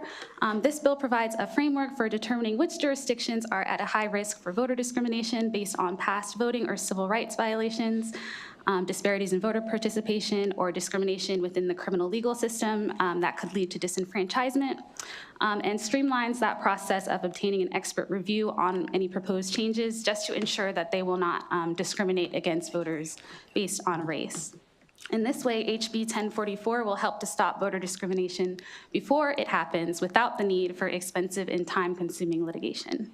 The MDVRA is specifically tailored to how we run elections within our state.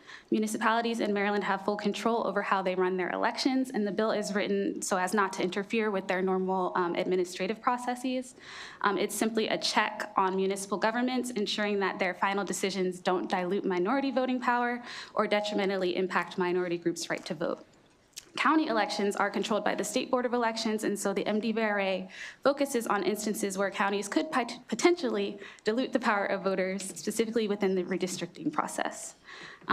We saw a situation unfold during Prince George's County's 2021 redistricting cycle.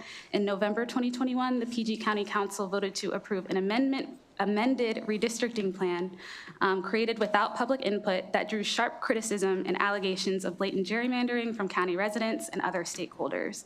In doing so, the council threw out a draft map that had been drawn and presented to the public by the PG County Redistricting Commission, which had just proposed minor changes to council districts, reflecting growth and population shifts within the county. Long story short, with the Maryland Voting Rights Act, issues like this could be resolved at the front end through review by the Attorney General or a court before they're made final and voters' rights are violated. So for those reasons, we would ask for a favorable report. Thank you. Good afternoon, Madam Chair, Madam Vice Chair, and members of the committee. My name is Zoe Ginsburg, and on behalf of the ACLU of Maryland, I urge a favorable report on HB 1044. If Maryland implements pre-clearance, communities would be required to submit certain changes to their election systems to either the Attorney General's office or court before those changes are implemented. This opportunity to review changes would prevent voting discrimination before it occurs, moving disputes away from courts and providing expedited forms of review without significant expense to taxpayers or pain for litigants. This intervention is critical. While Maryland has made significant strides towards improving access to the ballot, many communities show clear indication that voters of color cannot elect candidates of their choice. In the 2022 election, 57% of white Marylanders turned out to vote, while only 52.1% of black Marylanders turned out to vote. Only 29.8% of Asian Marylanders turned out to vote, and only 22.4% of Hispanic Marylanders turned out to vote. The practices that cause these disparate rates result in significantly lower chances that voters of color are represented by candidates of their choice. As of 2024, 54% of Maryland communities had substantial populations of color, but only 23% of those municipalities had all-white governments. We at the ACLU have litigated frequently against the types of discriminatory practices that cause these disparities and that pre-clearance would prevent. While we had significant success in communities like Federalsburg, Baltimore County, and Wacomico County, these successes only happen after individual voters have already been discriminated against. We rely on the immense courage of our plaintiffs and their willingness to bear the burden of proving their experience over years and years. By passing pre-clearance, we can address these issues before they occur, removing the need to go to court at all. HB 1044 would also address the increasing rate of voter intimidation in Maryland. During the 2024 primary and general elections, we received several calls to our election hotline about aggressive electioneering and misleading flyers. In the context of 2024 bomb threats and the evacuation of the Maryland SBE offices, these incidents underscore the need to pass robust protections for Maryland voters as they exercise their fundamental rights. For these reasons, we urge a favorable report on HB 1044. To the chair, vice chair, and members of the committee, my name is Roland Patterson. I am here from the Baltimore County branch NAACP. Baltimore County is 50.4% majority or white and 49.6 BIPOC. Because of this breakdown, and the council, is made up of 6 white men and 1 black man. Because of this disparity in representation, the council presented a ballot question in November of 2024. The question asked whether or not the council should be increased in size from 7 to 9. The branch supported the question on the condition that the map was consistent with the census or properly drawn by a commission consistent with the census. After the ballot question passed, the chairman acknowledged that the map was drawn in such a manner as to preserve or enhance Republican opportunities to be elected, and that it was done that way because it's the only way that they would approve the initiative. In other words, put it forward for the people to vote. This was a dilution. The minority voters of Baltimore County and anyone else who was for this question voted for it because they thought it was supported by a fair map. It was not. If there had been preclearance, this would have been handled by preclearance and it wouldn't have reached the ballot. I urge that this is a concrete example of why this bill is necessary, and I support my colleagues in their request that this bill go forward.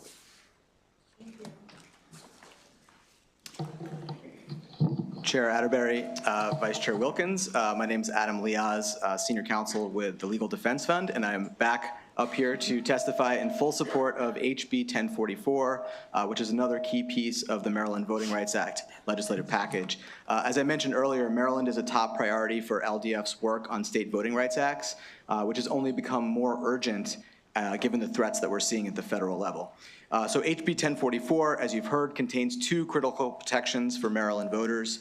First, it would stop voting discrimination before it occurs through a pre-clearance program that requires local governments in high-risk places to get changes to key voting rules or practices pre-approved by the Attorney General or a court before they go into effect.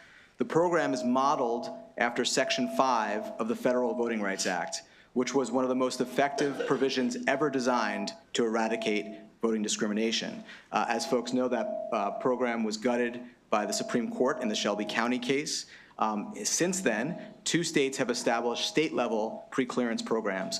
But critically, the program in HB 1044 is tailored specifically to Maryland. And that is in a few different ways. Unlike the federal program, there is a limited list of changes that jurisdictions need to get pre-approved. The federal program requires any change to get pre-approved. So there's a limited list.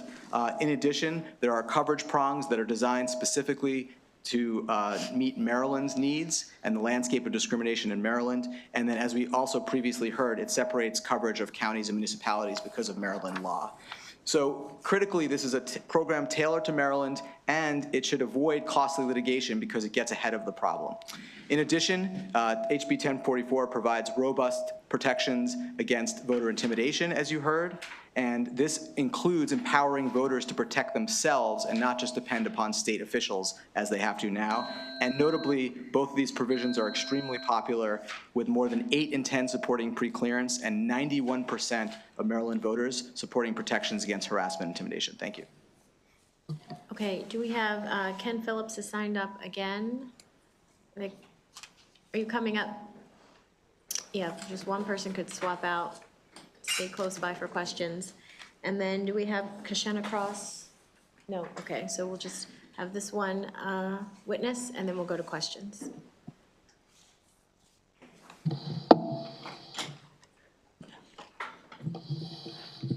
Madam Chair, Vice Chair, members of the Ways and Means Committee, you've heard all the excellent testimony that's gone on, and I certainly won't repeat it. It is ironic, however, that in 1965, the Voting Rights Act of the federal government was passed because states were restricting voting throughout the South and other states. It's ironic because now it's up to us to protect our voting process because the federal government is diluting the rights of citizens to vote. So we need to act. People are scared. People need protection. As children of God, they deserve protection. And they deserve the right to express in this wonderful democracy what they want. It's one of the amazing things about our country is that it is the beacon of light, as I said before, and it leads the way, or at least it used to. Maryland needs to pick up the slack and do that now, unfortunately, because it's not being done on the federal level anymore. We relaxed and sort of felt comfortable that those rights were guaranteed because of the federal action. But now we know that that is no longer the case. So the Maryland Episcopal Church Diocese and the National Church strongly support this bill as further protections of children of God. Thank you. Okay, thank you. We have a couple questions. I'm going to start off. My first two questions are, you mentioned Mr. Liatz, is that right? Liatz, yes. You said there are 2 other states that do that. If you could just tell us what 2 states those are. And then also just like briefly, what would be the process, the procedure that a jurisdiction could take advantage of this? Sure. So the 2 states are New York and Connecticut. So New York's program went into effect this past September. So it's the only state that has a currently operating preclearance program. Connecticut's, so New York's passed in 2022, went into effect this past September. Connecticut's was enacted in 2023 and hasn't yet fully gone into effect. To answer your question about the mechanics, one of the great things about this bill, I believe someone else mentioned this, is that any jurisdiction can take advantage of the expert review by the Attorney General. You don't have to be a covered jurisdiction. But essentially the way the program would work is that the Attorney General would issue regulations to provide the details. But the basics are that the Attorney General would look at the coverage prongs in the bill, and these are things like, have you had a voting rights violation in the last 25 years, or another civil rights violation? Is there a significant disparity in your voter participation or in the criminal legal system? The Attorney General would analyze those coverage prongs and publish a list of the jurisdictions across Maryland that are subject to the preclearance requirement. And then for jurisdictions that are subject to that requirement, as I mentioned, there's a limited number of voting changes that if they want to make a change that's related to that list, they first have to send that change to the Attorney General, or they can choose to send it to the court in Anne Arundel County as well. But most of the time, it's a pretty streamlined process, and the intent is to get these changes to the Attorney General's office because they'll develop expertise and they can build on the existing programs. They then review those changes with an eye to whether they could be discriminatory.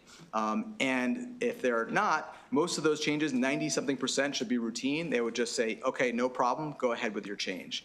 But if the change would actually make a protected class worse off or would otherwise violate the Maryland Voting Rights Act, the Attorney General would object to that preclearance application, and the change would not go through unless it was then appealed to the court. Thank you. The Vice Chair? Thank you so much, Madam Chair, and thank you to everyone who worked so hard on this bill, and of course, the bill sponsor. I have a question, probably for the bill advocates. I wanted to make sure I understand the full scope of the Voting Rights Act bills before us. These two that Delegate Smith is sponsoring, there's a language assistance. Is that it, or are there others? I can take that. Thank you so much, Vice Chair Wilkins, for your question. So for this session, that is the full scope. There are 3 bills that have been introduced. There is another aspect of the Maryland Voting Rights Act, which would be a statewide election database that would bring together information about election results, demographics, district files, all the kinds of information that you need to evaluate how elections are working across the state. And this would provide help with best practices as well as enforcement. We hope for that to be introduced in a future session, but that has not been introduced this session. Got it. Okay. Thanks so much. Sure. Delegate Ebersol. Madam Chair, and I think this question is about the narrative on Baltimore County's most recent election. Whether or not you want to answer the question, or if the sponsor wants to, is okay with me. This was a situation where the attempt was to expand the number of council seats in Baltimore County, but the map was attached to the voting, why can't I think of the word? The initiative, the voting initiative. Yes. Right. And so my question is, the map was, in my opinion, and yours, highly unbalanced, okay, and adopted without proper consideration for the very things that you're looking at right here. Could this bill have prevented that or separated those in that voting session? And in other words, prevented us voting on them simultaneously, because in fact, very few voting initiatives get voted down. Hardly, I don't think voters really understood the nature of the map, although we tried, okay? So would this been able to separate them or stop them from being voted on at the same time together? It is my sense that this bill, had it been law, would have stopped this initiative or ballot question, because it would have studied the map, and it would have made the nature and content of the map known.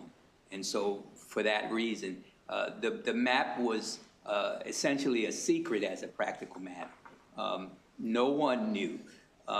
Even we who are a little more studied. I told you I wrote a letter asking that, or expressing that we support the initiative so long as the map was consistent with the census. No response from the council. So my answer to your question is yes. This bill, had it been law, would have stopped this initiative because the map was defective.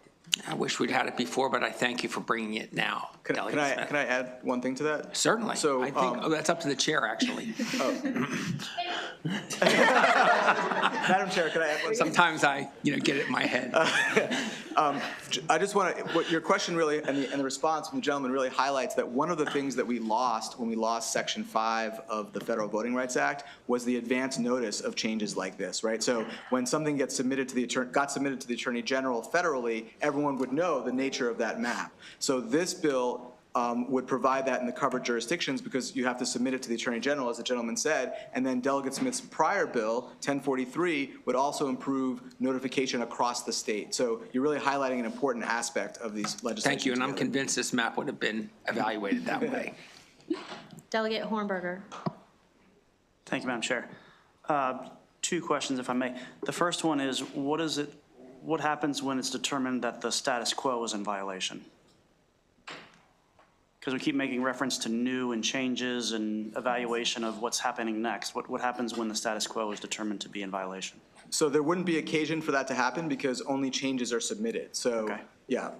And with respect to the preclearance, if the status quo is in violation, that was where Delegate Smith's prior bill, right, there'd be potentially a cause of action, but through preclearance, there'd be no reason for any review of the status quo. So you got to pass all 3 bills and know what's right, know what's in them, right? No. Second question, there's some reference in here to school boards. Would this in any way impact the districting of schools? Yeah, so if school boards manage their own elections and districts, and if they're in a covered jurisdiction, only if they're considered to be a covered jurisdiction according to the prongs of the bill, then they would have to, if they make changes, they would have to submit those. The prior legislation that we just discussed could provide a cause of action against the school board if they were diluting votes through their districting process. But this would only apply to school board if it was a covered jurisdiction and they were making a change. Okay, and it would not impact the selecting of school districts for the actual children, the enrollees? Would have no impact on that. That's what I thought you were asking. I was like, no, it's not designed. It was, yeah. Okay. Oh, you're saying where kids go to school? No, I'm sorry. I thought you meant, I was talking about the election of school boards. I'm sorry, so, yeah. Okay, because in some instances, there is overlap between precincts and, okay. All right, thank you. Yep. The Vice Chair. Thank you, Madam Chair. Coming back around because something that was said did spark a substantive question. I'm trying to understand that under the Voting Rights Act, Federal Voting Rights Act, and we understand that much of that is gutted, what provisions of this bill would have applied to Maryland? Because I understood that that legislation really focused in on some of the egregious actors, especially in the South, that had that history and practice of violations of voting rights. So if we're looking at this bill here before us and how the Voting Rights Act, as it stood and as it stands, what would have applied actually to Maryland? Okay, thank you for that question, Vice Chair. So the Voting Rights Act has a number of provisions, most of which apply across the whole country. With respect to relevant to this bill, there's a provision called 11B, which is the prohibition against voter intimidation, applies across the country, including to Maryland. With respect to the prior bill we were just discussing, Section 2 of the Voting Rights Act is what prevents vote dilution and voter suppression, applies across the country, including to Maryland.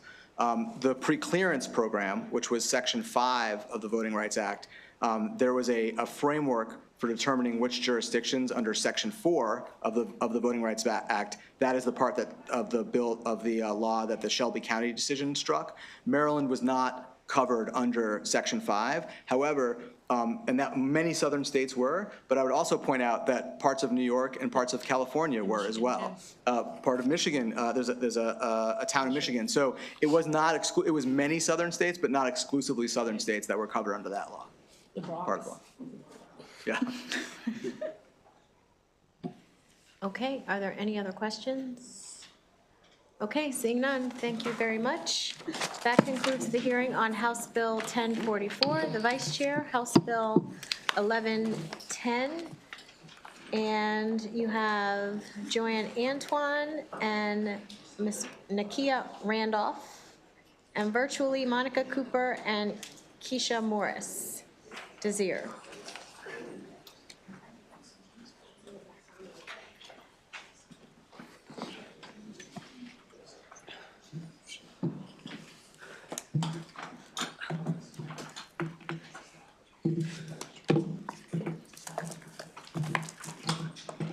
Good afternoon, Madam Chair and members of the Distinguished Ways and Means Committee. For the record, I am Delegate Janelle Wilkins. I'm pleased to present House Bill 1110. This bill will expand automatic voter registration to the Department of Public Safety and Correctional Services by reactivating the voting status of voters who are released from a state correctional facility. To explain this bill, I think of it in this way. When a voter is incarcerated, if they are ineligible to vote by our laws because of their conviction, we sort of turn the lights off when it comes to their ability to vote. We cancel, for all intents and purposes, their voter registration. What this bill does is that after they are released, it would automatically re-register them so that we have a system of automatic voter registration in our Department of Corrections facilities. So in the same way that we cancel their voter registration, on the back end, unfortunately, we do not re-register them. So the way that we turn the lights off, this bill makes sure that we turn the lights back on when it comes to their voter registration in the state. It requires that corrections send information to SBE to let them know about the individuals who are being released so that SBE can then take a look at that list and make sure that voters who are now eligible are then re-registered since we have canceled their registration. I urge a favorable report on House Bill 1110. Thank you. So good afternoon. Good afternoon, Chair Atterbury, members of the committee. For the record, Joanne Antoine with Common Cause Maryland, testifying in support of House Bill 1110. As I'm sure you all are aware, access to voter registration can be a significant barrier for individuals who are coming back home. The rules can be confusing. Many don't even realize that their right has been restored. And while advocates, you'll hear from some of our partners, do a ton of outreach, we in no way are able to how would I say, engage and register all returning citizens throughout the state. This bill, what it does is builds on the success of our current automatic voter registration program, and it would help ensure that our loved ones, our friends, and our neighbors, all who are eligible citizens, that they're able to register with minimal effort and with no extra hurdles. Maryland would be the second state to pass this impactful reform, and obviously this would expand our democracy for all. So I'd say outside of that, it builds on the success of the Value My Vote Act. Right now, returning citizens are provided with a voter registration form, but just as others, it can be a hurdle, right, to take a paper form and either mail it back to a local board or to physically bring it back to a local board of office. So I think this is a seamless bill. The committee passed a similar version of the bill, and we'd urge a favorable report. Thank you.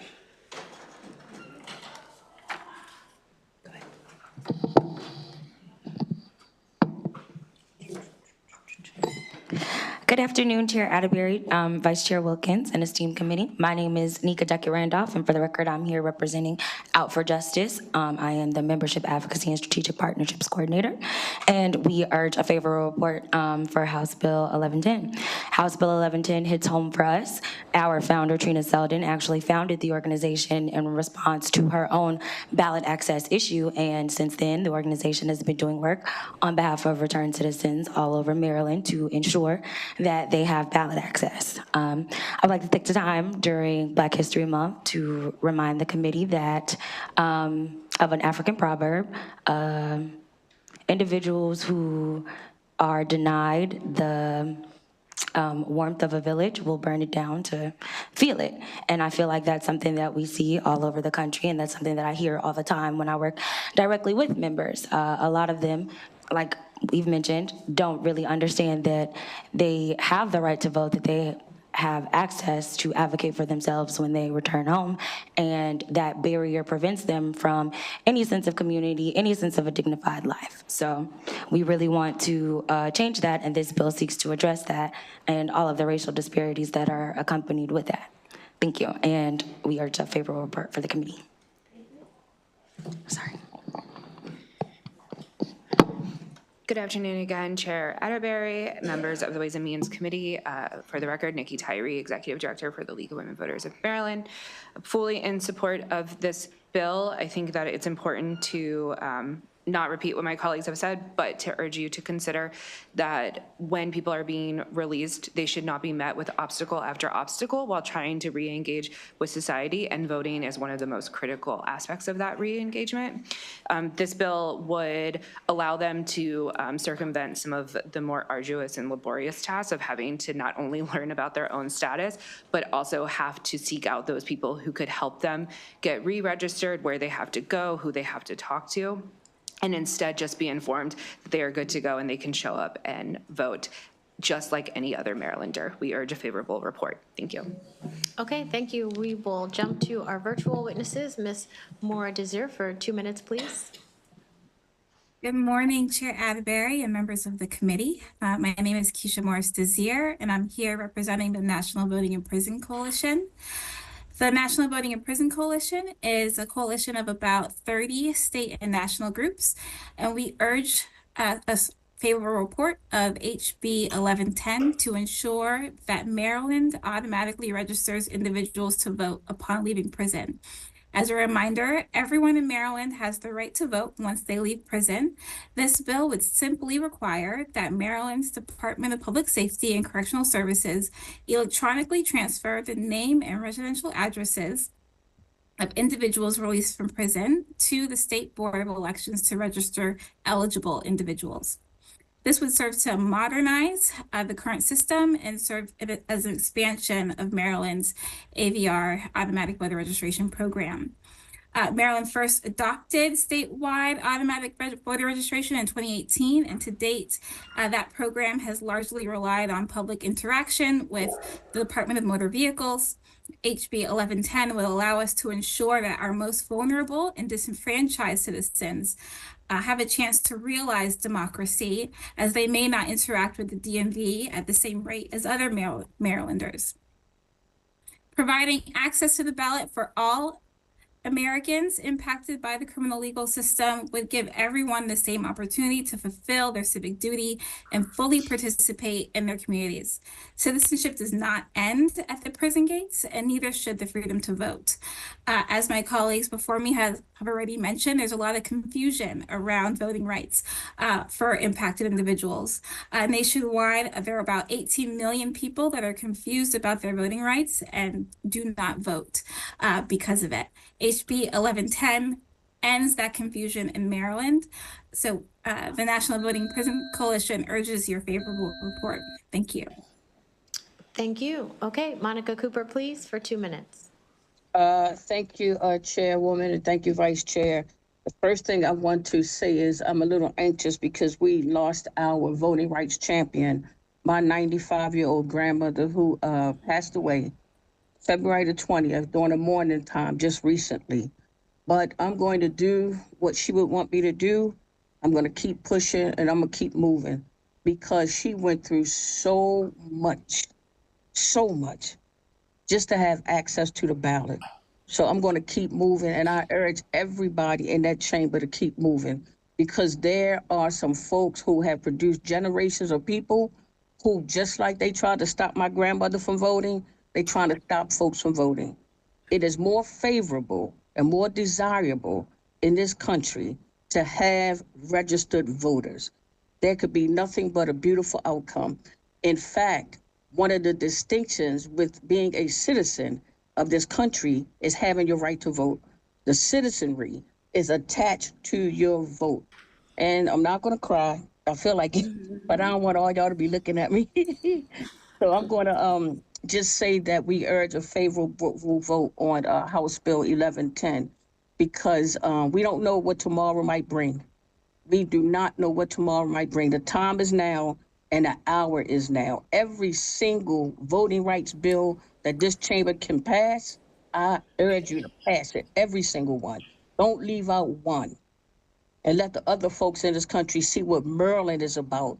And prayerfully, other people will follow our footsteps. Can you imagine every single eligible voter being able to vote? It would be like Mardi Gras in this town every single day. So again, I urge you guys to pass this vote, and shout out to Celeste Mars Pope for I'm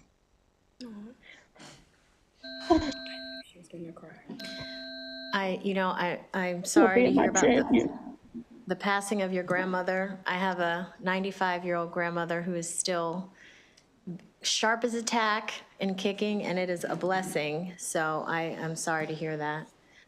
We do have a couple questions. Delegate Hartman. Thank you, Madam Chair, and thank you, Madam Vice Chair. The bill, my understanding, would register them in the area where they were, where they last resided, correct? So since these are individuals who are returning, the Department of Corrections is aware of where they're returning to, so it's actually registering them where they will be living. So it's not tied to where they were? Correct. Okay, thank you. Delegate Miracle North. Madam Chair, and thank you, Madam Vice Chair, for bringing the bill. Just to follow up on that, just to clarify, it's the department's responsibility to obtain that new residential address? They already do already this. do that, So okay. when someone is exiting, they usually do an exit interview with each person. They're aware of where their address is, and there's a whole process. So as part of that process, they are getting information on where that person is returning to. So we would register them at their address where they intend to live. Okay. Hey, guys, if I could just jump in there too, as a formerly incarcerated person, no person leaves the Department of Corrections without a home plan. Every single person that leaves has an address. They don't even release you unless you have an address. And I believe it was somebody had mentioned this is a seamless effort. This is information that the Department of Corrections already have. So it is actually seamless. And thanks again. Okay, seeing no further questions, thank you. That concludes the hearing on House Bill 1110. House Bill 1097, Delegate Feldmark. And you have Nikki Tyree, Stephanie Dolomar, and then virtually, Ronza Offman, Susan Green Halal, and CJ Coles. All those last three are virtual.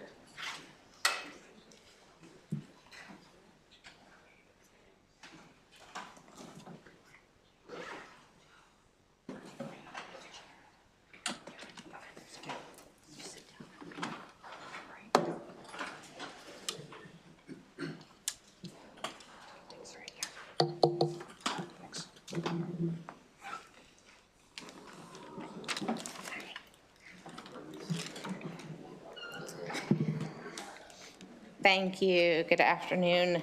Once again, Madam Chair, Madam Vice Chair, and colleagues. For the record, I'm Delegate Jessica Feldmark, here to present House Bill 1097 and ask for your favorable report. So this committee knows that for the past few years, we have been working hard to try to improve access to mail-in ballots. We know that Marylanders have eagerly received the ease with which they can now request and vote mail-in ballots from the convenience of their home at a time that works for them. And we have been discussing for the past few years, making sure that voters with disabilities are able to enjoy that same convenience and able to vote with privacy and independence.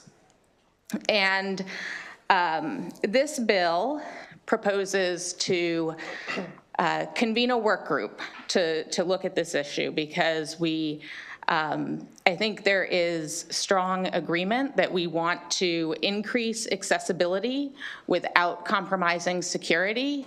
And we want to pull the experts together to figure out the best way to do that. So this work group would bring together experts in accessibility, elections, and cybersecurity to look at the best way to make mail-in ballots accessible to all voters. We have had some requests regarding amendments to the membership, which I am happy to, from my personal position, happy to accept. Obviously, that would be up to the committee, and look forward to discussing that as the committee considers this bill. But we do have several witnesses, so I will turn it over to them and happy to take any questions. Thank you. Would you like to begin? Sure. The mic just to your right. Hello, there it is. Good morning. Thank you, Delegate, and thank you to the committee for giving me the opportunity to speak. My name is Joel Zimba, and I work for a company that produces assistive technology, and I travel the country helping teachers and students learn to use it to mostly use in schools for purposes of educating blind students.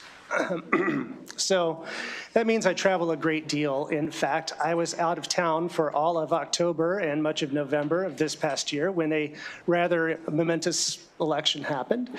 And I used the mail-in ballot tool, which is much more accessible than it ever has been. I was able to use the online tool to fill out my ballot, but then I had to download a PDF, print it out, find a sighted person to show me where to sign the attestation portion, which of course allowed them to read my ballot. And then I had to mail it in, which also took a little bit of assistance getting the whole thing kind of in an envelope and addressed properly. So to complete that process, my rights to a completely secret ballot and to cast that ballot independently were violated. And I know that the process can be better and faster and more seamless. I've been able to submit my taxes completely independently. I just purchased a home in the last 3 weeks, and at no point did pen have to touch paper. There were no signatures involved. It was all done electronically, and the process was seamless. I can do all those things accessibly from anywhere. So I know the process can be improved, and I know that a working group will come up with great solutions for doing that. So I urge your support for the bill. Yes, thank you, Chair Atterbury, Vice Chair Wilkins, and honorable members of the House Ways and Means Committee. For the record, my name is Stephanie Dollamore. I'm the Deputy Director for the Maryland Developmental Disabilities Council. The council, as a reminder, is an independent unit of state government, and we're 100% federally funded.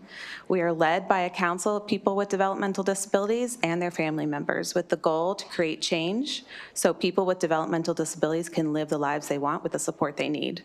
The council supports House Bill 1097 with one minor technical amendment. Our amendment is friendly, we hope. As an independent unit of state government, we've been advised that our role on state work groups and commissions should avoid appointment by the governor. This is due to our federal regulations and how our organizations defined in state statute. We hope this is received as friendly, as it appears to be, and so we would like to see any language about the council move to slightly earlier in the bill. On the substance of the bill, the council supports these efforts, and we greatly appreciate Delegate Feldmark and her leadership on this issue. I personally am a person with disabilities, and I'm also an election judge.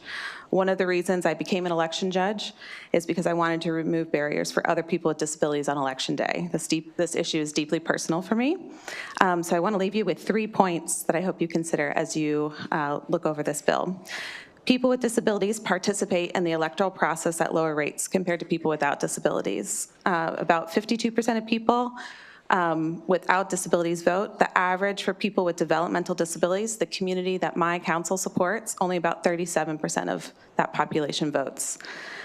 The second is that since disabilities can look different for different people, there's no one method that's going to work to make the system more accessible. So we think a work group is a really great solution to figure out what options are available. Lastly, mail-in ballots accessibility is so important because it's the most common way that people with disabilities vote. Historically, about half of voters with disabilities vote by mail, compared to 40% of voters without disabilities. So the council supports this bill with amendments, and we look forward to the rest of the testimony.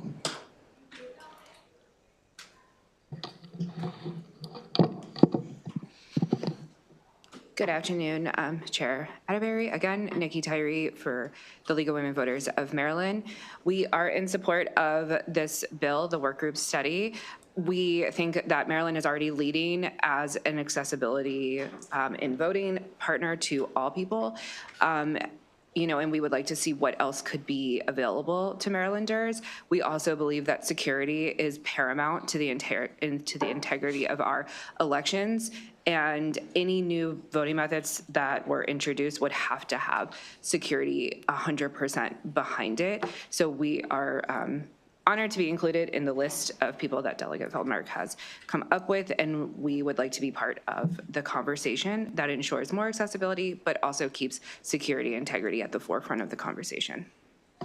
Okay, we will move on to the virtual witnesses, starting with Ms. Ronza Othman. Good afternoon, Madam Chair, Madam Vice Chair, and members of the committee. I'm sorry I can't be there with you in person today. I'm Ronza Othman. I'm the president of the National Federation of the Blind of Maryland, which is the state's oldest and largest organization of and for blind, low vision, and deafblind individuals.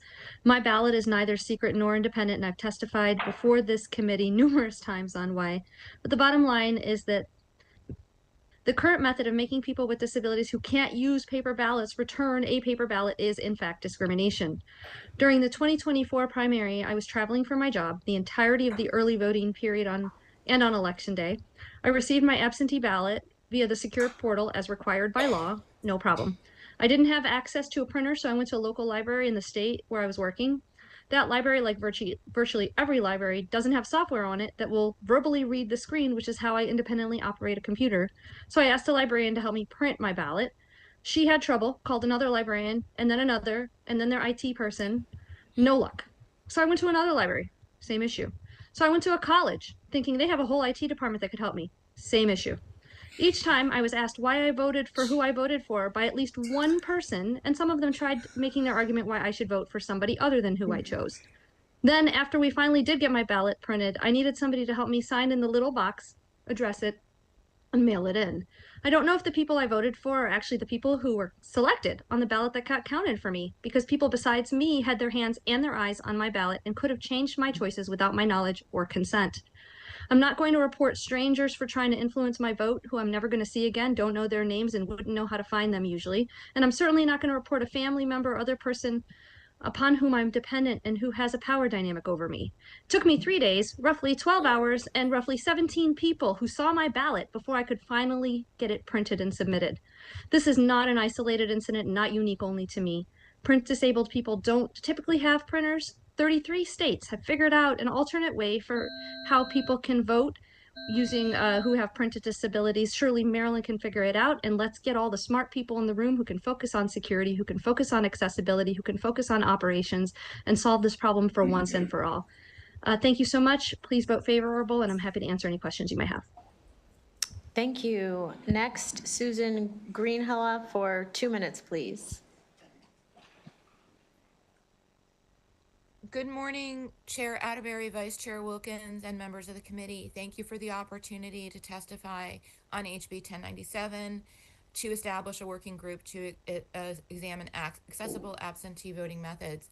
I am a senior advisor for election security at Free Speech for People, a national nonpartisan nonprofit legal advocacy organization committed to protecting the Constitution and democracy for all Americans. Through legal action and advocacy, we work to ensure all voters access to the ballot so they may participate in democracy.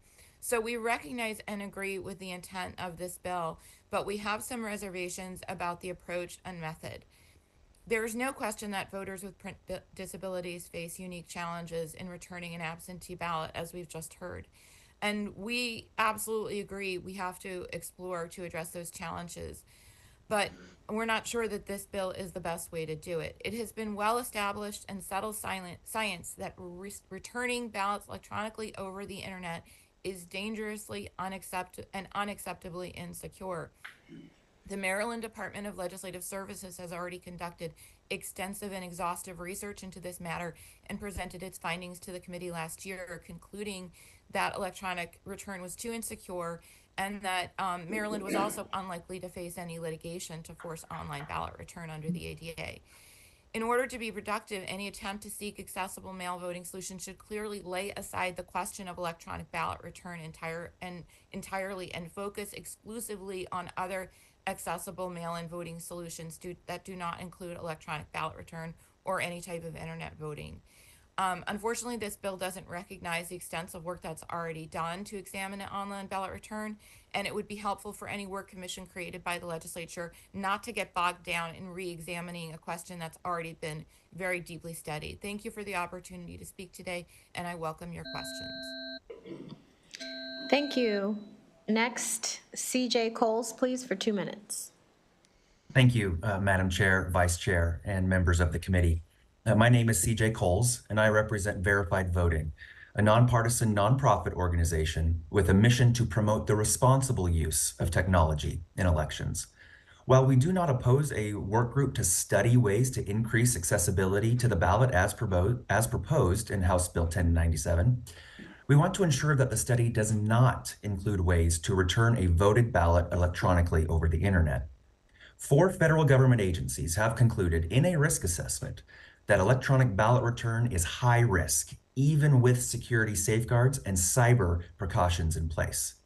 The agencies warn that electronic ballot return faces significant security risks to the confidentiality, integrity, and availability of voted ballots, and that these risks can ultimately affect the tabulation and results and can occur at scale. These 4 federal agencies, they are the FBI, the Department of Homeland Security's Cybersecurity Infrastructure and Security Agency, or CISA, the U.S. Election Assistance Commission, and the National Institute for Standards and Technology, or NIST. We realize and understand that there are real barriers to the ballot for some voters, and we desire to see access to the ballot increased, not diminished. However, efforts to improve accessibility to the ballot must not undermine the fundamental principles of our democracy: private and trustworthy elections that give voters justified confidence that their votes were counted as cast. Electronic ballot return is not private, secure, or verifiable. We submitted written testimony as well that expounds on my verbal testimony today. As you consider House Bill 1097, we ask that you carefully review this written testimony and narrow the mission of the proposed work group so as to not greenlight an inherently risky and dangerous voting option of electronic ballot return. Thank you, Madam Chair, Vice Chair, and committee members, and I'm happy to answer any questions. Thank you, everyone. Any questions from the committee? Yes, the Vice Chair. Thank you so much, Madam Chair, and thank you, Delegate, for bringing this bill. I think we truly understand the need to make sure that our communities, our blind communities, have the opportunity to vote a secret ballot, and want to see us come up with a safe, secure alternative. And so I do appreciate this legislation.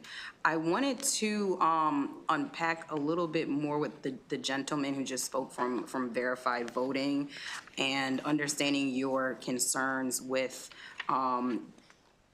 basically doing the electronic ballot return, doing it, having it available to be done online. If you can talk a little bit more about that piece and any concerns. You're saying that the study should not include that as a possibility, and if you can talk more about the entities that looked at that and what their concerns were. Absolutely. Thank you. And thank you, Madam Chair, committee members, and Madam Vice Chair for the question. So absolutely, verified voting recommends that electronic ballot return not be included in the study. And it's not because verified voting just by itself says that electronic ballot return is inherently risky, but it's those 4 agencies that I mentioned: the FBI, CISA out of the Department of Homeland Security, Election Assistance Commission, and NIST, the National Institute for Standards and Technology. They have reviewed electronic ballot return as an option more than once. In fact, the risk assessment that I mentioned and is available in my written testimony as well to review was issued in 2020 and also reissued in 2024.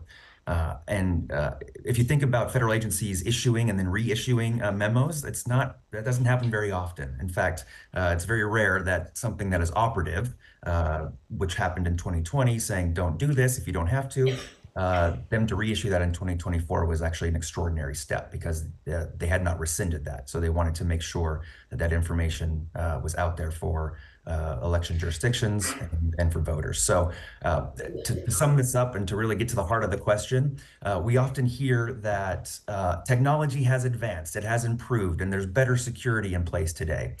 And while that might be true for some technology itself, it's not true for the internet as a whole and as a foundation. The internet itself was designed as a communication space. It was never designed as a place for confidentiality. It is a place where every keystroke, everything that happens is tracked and available to be viewed by very smart hackers around the world. We heard earlier that we can bank online, or that we can, complete mortgage processes online, and that's fantastic. And I want the bank to know that CJ Coles signed the mortgage, so they know that I'm responsible for the payment of that house. I don't want the bank to know, or anybody else to be able to look online and see that CJ Coles has voted a certain way, right? And so that is what's at the heart of this. It's not that technology itself or platforms might have improved, but it's the way information is transmitted, and that has not changed since the internet was, first being developed. So nothing on the internet is private. Nothing on the internet is inherently secure, and nothing is confidential. Okay, Delegate Wims? No, okay, that answered your question. Any further questions? Madam Chair, may I just, with your permission, just clarify one thing related to Mr. Coles's response? Well, I don't know, you can clarify his response, because that's his response. Not his response, but clarify something that is in the bill that his response didn't address, that I think that Madam Vice Chair was also maybe getting at, but I could be reading her mind. Okay, go ahead. Nothing in this work group limits the scope of the inquiry to electronic ballot return. It's called accessible, paperless, intentionally, because there are a variety of different methods being used besides the internet, which has certainly challenges. And so I don't want the committee to walk away thinking it's okay, this is only about internet return or electronic return of a ballot. The goal is to actually assess all of the different ways that are possible, some of them being telephonic that other states are doing, some of them other means that don't necessarily require paper. That's what we're looking at here. Accessibility is more than just digital accessibility.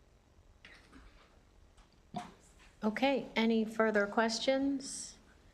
Okay, seeing none, thank you very much. That concludes the hearing on House Bill 1097. Thank you, Madam Chair. Yep, Delegate Miller, House Bill 1015.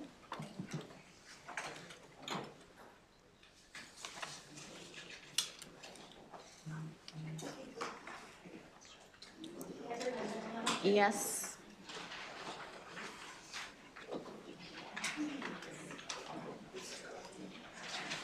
I see Daisy Tabachink, Lisa Van Kirk, Amy Wolfson, Emily Penrod, Sandra Landis, and Maribel Ibram, and one virtual.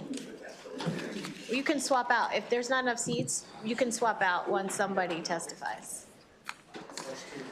Yep, and then we'll just do questions after everybody has testified. Okay. Yep.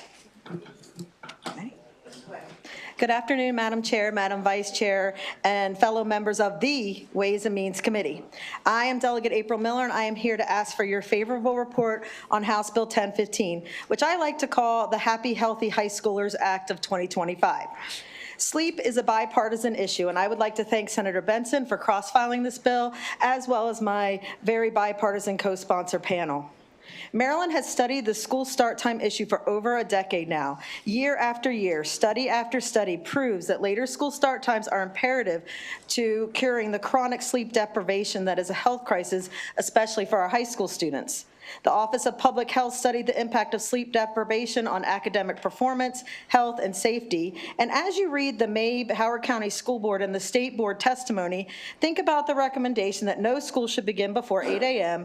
and the concluding line of that 2014 report that says, quote, however, in preserving the status quo whereby school start times are a matter for each local jurisdiction, the state risks letting local resistance trump a strong body of scientific evidence that sleep is critical to health and academic achievement.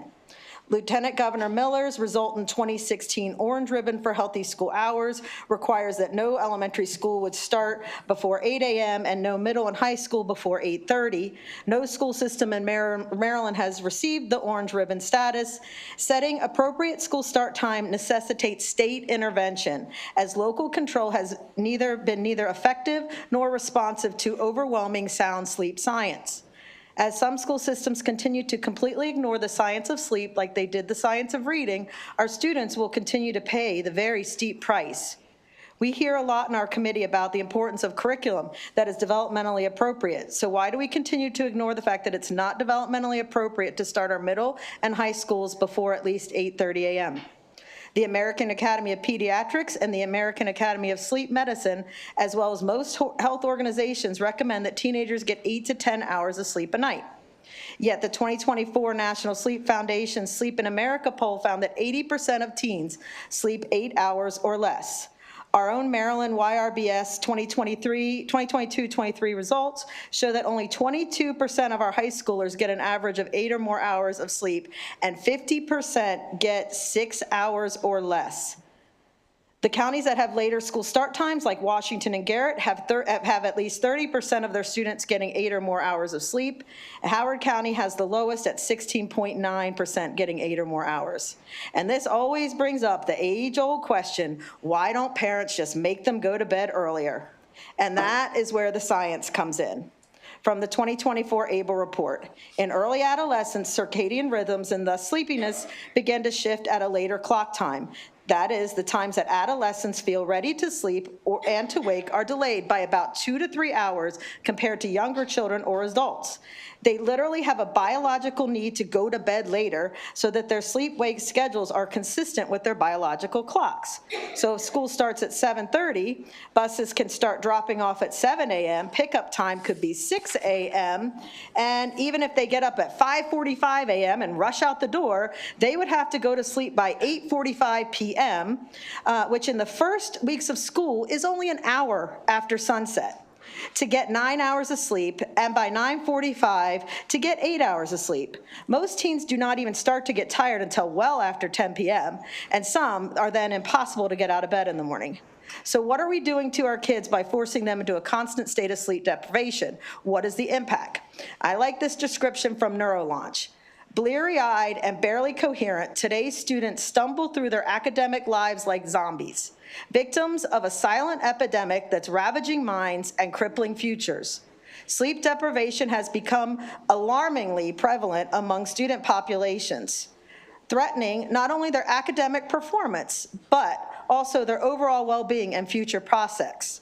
Insufficient sleep in teens is associated with increased risk of depression, anxiety, self-harm, suicidal tendencies, substance abuse, impulsivity, and emotional reactivity. The risk of obesity, cardiovascular disease, inflammation, decreases in immunity. Kids tend to get sicker more often. There are increased risk of traffic accidents, injuries, slower reaction times, and thinking, impaired judgment. Increased absences, tardiness, behavior issues, impaired cognitive function like memory consolidation, attention span, and the ability to think critically and focus. Lower GPAs and graduation rates and classroom engagement result. And as any first period math teacher can tell you, there's a severe impact on test-taking abilities and exam results. Medical professionals recognize sleep deprivation among teens as a public health epidemic, and early school bell times play a critical role. Most health organizations have policy statements that high school should not begin before 8:30 a.m. Would we let local control set our immunization requirements? Anne Arundel Public Schools has recently taken steps to put our kids first and start high schools and middle schools after 8:30 and elementary schools after 8.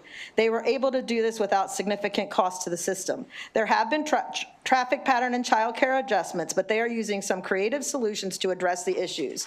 I also spoke with the MTA from Baltimore City, and start time changes would be able to be accommodated with no impact. With regard to the fiscal note on Frederick County, that is not correct. There's a current work group that is working to get costs down. So maybe addressing academic and achievement and student wellness, we should start with the basics and give students a fighting chance to get more sleep. Please vote favorable on House Bill 1015. Did you want to go next? And this is Emily. She actually contacted my office last summer, and she was curious about some legislation that I put in. And you were in what grade at the time? I'm a junior in high school. So she was in 10th grade. I finished 10th grade when she contacted me, and she interned for me over the summer, and we worked on sleep.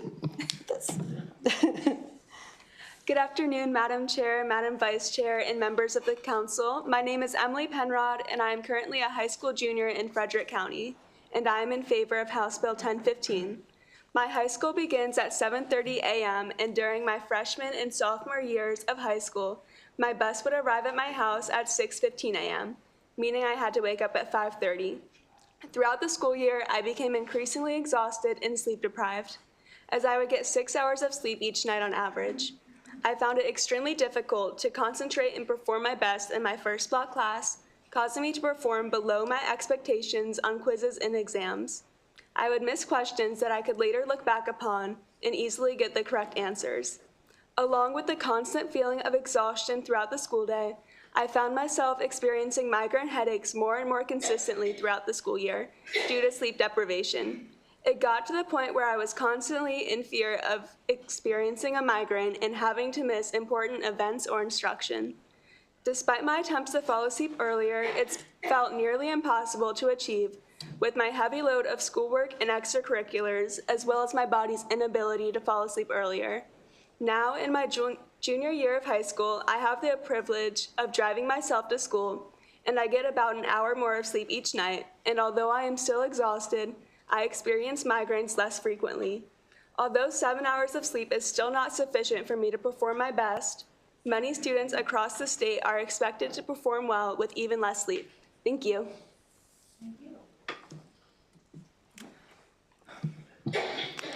Good afternoon. When I began attending high school at Baltimore City College, which has a 7:30 a.m. start time, I began to get sick nonstop. My school absences due to illness rose drastically, and I had 19 absences my freshman year. In my sophomore year, I had 24, which was just as many as I had in the 4 years before high school combined. This year, I went from never going to the doctor except for school physicals to having to go every 3 to 6 weeks. The number of my absences due to illness is actually misleading because I attended school on days when I didn't feel well and when I would have normally stayed home because I was worried about missing so much. I was tested for everything imaginable, but all the tests came back negative. There were no available accommodations for my health issues because I had no diagnosis besides the fact I wasn't getting enough sleep. I recently transferred to a school that has an 8:40 a.m. start time. This gives me an extra hour of sleep, and since transferring, I have not gotten sick once. Some people at my former school could function on little to no sleep, so there was this mentality of, if they can do it, why can't you? Dr. Tasha Prieto stated that some kids can go all day without lunch and still function, and some kids can survive on little sleep. But we would never consider getting rid of school lunches simply because some students can function without them. We shouldn't be creating an environment where students just survive. We should be creating one where they can thrive.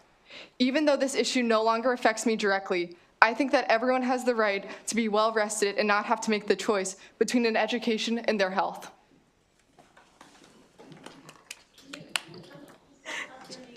Oh, I'm Daisy Tabachnik.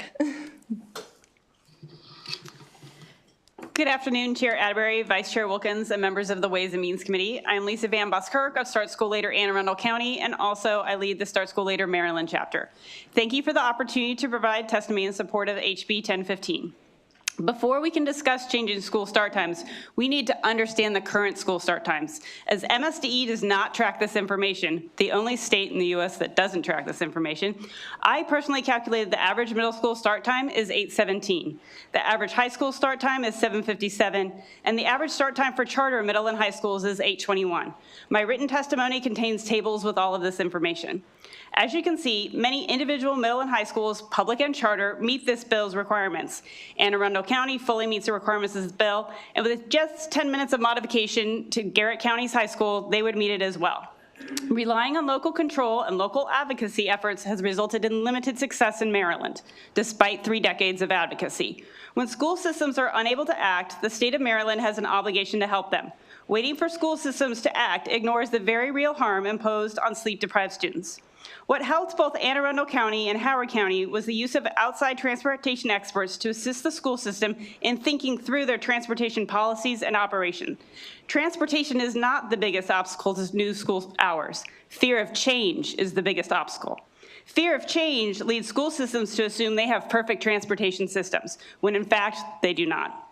In 2014, Anne Arundel County, who did not even own bus routing software at that time, estimated that it would cost $8 to $9 million to change school start times. Years later, when a transportation expert looked at the routing, used the software, they were able to identify that the transportation system was so inefficient and hindered by false assumptions and legacy ways of doing work, including routing using Post-it notes, the consultant was able to find a no-cost solution for ACPS with even better hours than that $9 million estimate. Please support, there's more in my written testimony, so please support HB 1015.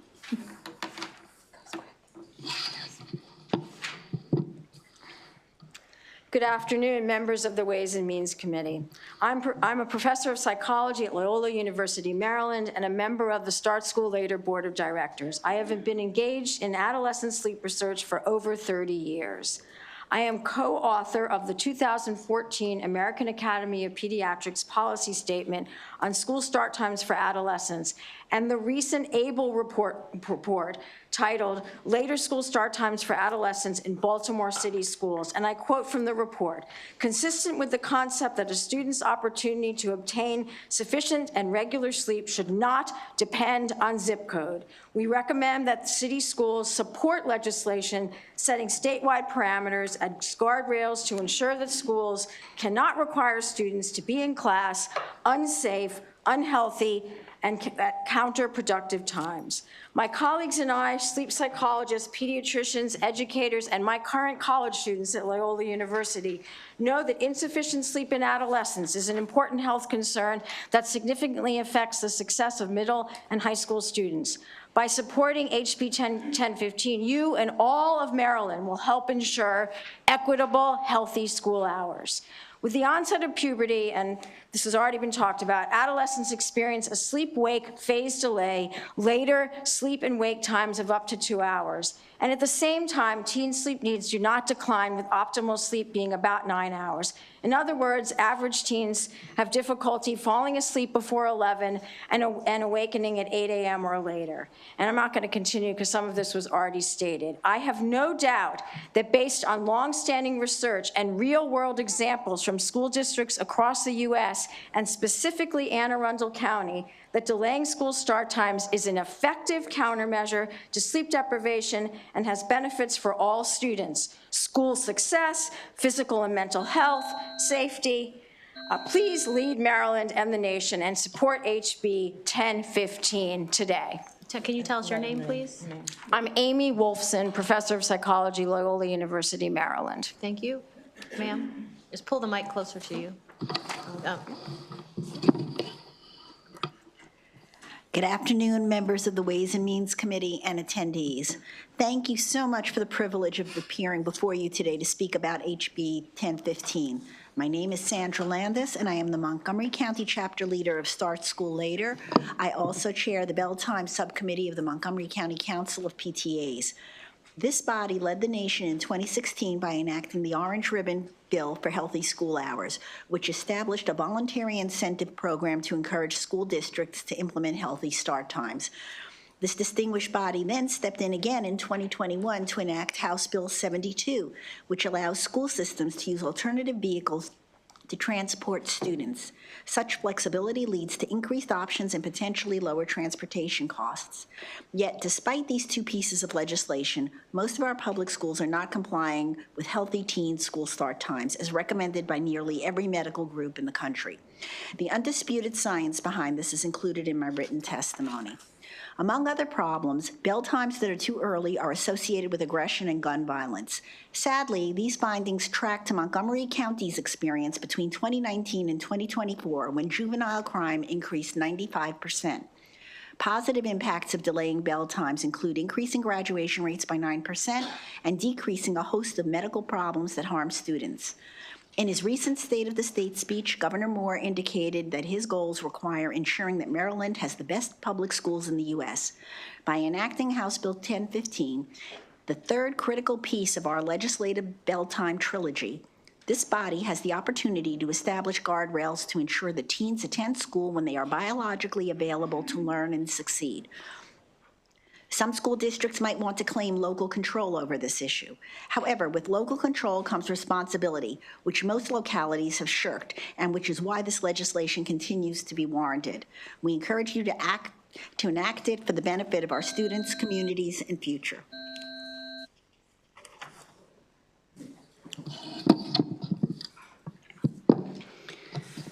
Good afternoon. My name is Maribel Ibrahim, Madam Chair Atterbury, Vice Chair Wilkins, and distinguished members of the committee. It's my privilege to testify in favor of HB 1015. My name again is Maribel Ibrahim, and I'm the Operations Director of Start School Later, and I'm also the Facilities Director of the Anne Arundel County Public Library System. I'm also the parent of a Severna Park High graduate and 2 current high school students. In facilities, we have requirements for potable water, heating and air conditioning, life safety that supersede local operations. These guardrails ensure safety and allow libraries to run their operations locally within these health and safety guidelines. Schools have similar state requirements like state-mandated days of education in a calendar year, fire safety, testing water quality, sprinklers, and air conditioning, not to mention immunizations. In the same way, HB 1015 seeks to provide guardrails to ensure that students are going to school at healthy and safe times. In Anne Arundel, my younger 2 children are getting more rest, have less stress, and make better decisions without suffering from sleep deprivation. My oldest went to school early but benefited physically and emotionally during the virtual learning days of COVID and Anne Arundel's subsequent successful no-cost change to healthy and safe school start times. However, this change took over 2 decades. Our proven ability to pivot during COVID and non-traditional solutions led to this change. Too many other school districts contend with too many other competing priorities. Not having this legislation allows many school districts to avoid this issue and make it an option. The science tells us that to continue with unsafe and unhealthy school starts is to do harm. Students across the country continue to suffer with teen sleep deprivation and mental health epidemics that is masked by high performance, overload of activities, and mounting pressure.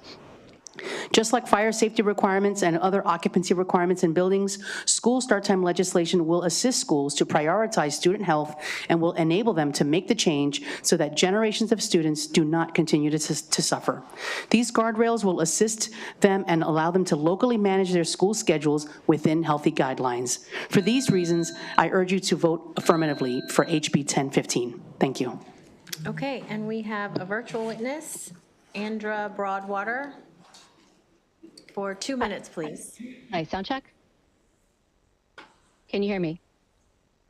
Yes. Okay. Go ahead for 2 minutes. Good afternoon. I'm Andra Broadwater. I'm here from Free State PTA, the state-level branch of National PTA, which represents parents, teachers, students, and community members from across the state, working to make every child's potential a reality by engaging and empowering families and communities to advocate for all children. We support HB 1015. I know you too want the best for our students. You've heard a lot about the science behind this bill, about how adolescents don't sleep late because they're lazy, but because of their biology. And you know that most of our state school districts are asking them to get up and learn when their bodies are crying to be asleep instead, because in many districts, high school bus pickup times are in the 6 a.m. hour or earlier, so schools can start before 8 a.m. I want to address some specific points of concern we've heard around this bill. First, elementary childcare. Right now, many elementary school families are forced to pay for both before and after school care because many elementary schools start around 9 a.m. and dismiss well before 5 p.m. Shifting elementary school starts may help families by eliminating some of that need. Other concerns around buses, and you've heard some comments on that, but I do want to congratulate you on the flexibility you've already provided districts. Your 2021 legislation allows multiple kinds of transportation vehicles and alternative vehicle drivers, providing flexibility for districts beyond the big yellow buses. Finally, athletics. Well-rested students perform at higher levels. They remember the plays, their bodies recover from training, and they're less likely to get injured. And sports seasons are just that, seasons.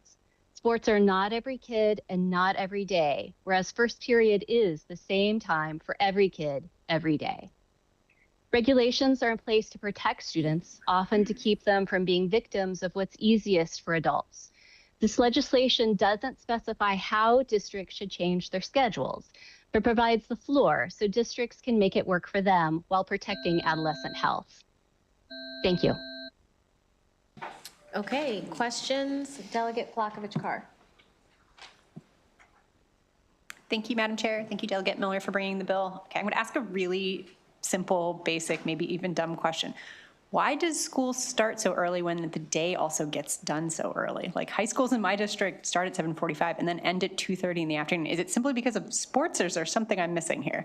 A lot of times it's just the hours, contracted hours when they start earlier like that. But actually, if you look at some research, I think it was in 2018 where there was a report that was given to the Judiciary Committee from the DOJ that said that those hours when kids are out of school, there's a lot of stuff that goes on, and there's increased crime, there's increased chances of getting in trouble between that 3 and 7 o'clock hour. Did you want to? You can switch out. I just want to say historically, it's an issue that did not start until the 1980s. We do have some data to suggest that schools around the United States started earlier and earlier because of concerns about bus routes, larger school districts, and a host of other reasons. So it's a phenomenon that did not exist prior to the late 20th century. Thank you. Delegate Hornberger. Thank you, Madam Chair. So uniquely enough, it looks like California was the first state to do this, immediately followed by Florida, of all places.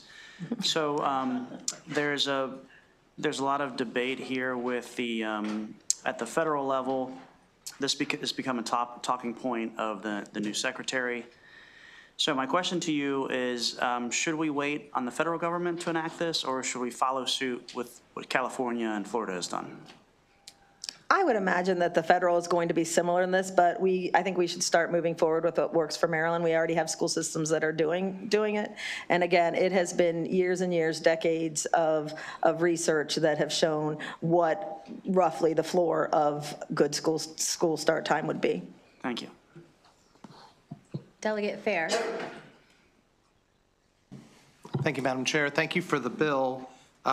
This is an issue that has a lot of research on it, but I was curious about one component because I've always heard from advocates that what they would desire to see is a flip, that we start elementary schools later and we start high schoolers earlier, and that we flip that paradigm in order to make it work. But the data is now showing that it doesn't work for elementary school students either to start any earlier than 8 a.m. as well as that. I would say no, I would say it's good policy for no school to start before 8 a.m. But I understand the realities and the flexibilities that we have to live under. As far as busing and things like that, every school system, I understand, has some unique tendencies. So I didn't want to be too prescriptive, but yes, I would say 8 or later is what's best for most kids. As a matter of fact, Fairfax was one of the first to do high school, Fairfax County in Virginia, and they did high school, I think, in around 2014, and now they are enacting it for their middle schoolers as well. So they did the 8:30 start time.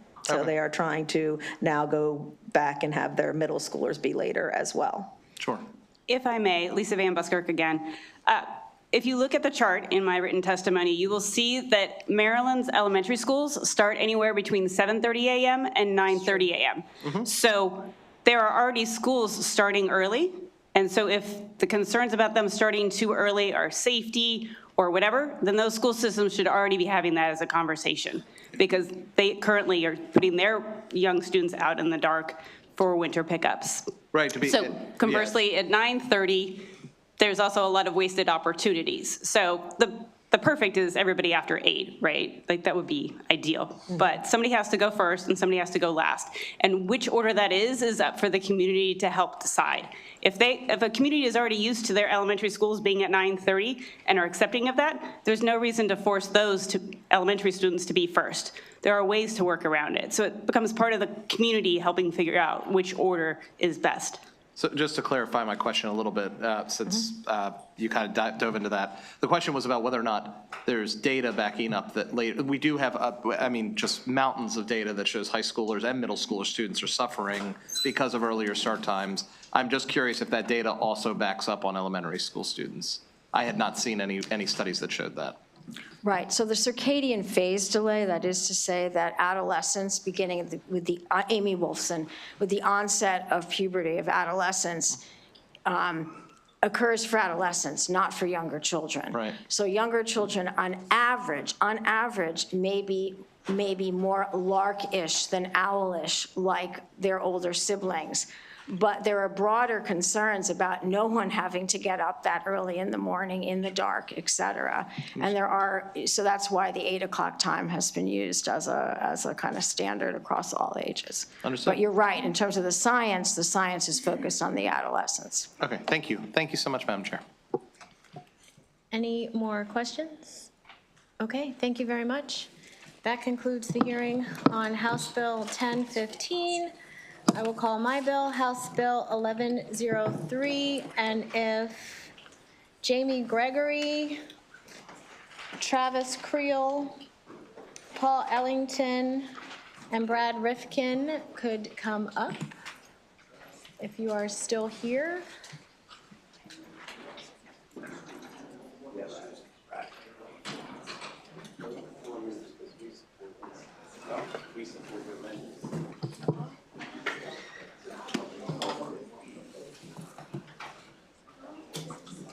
Madam Chair, do you want me to, oh, I need to move down one?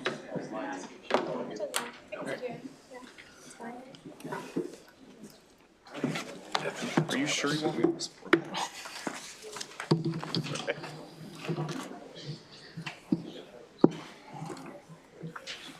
Yep. Thank you.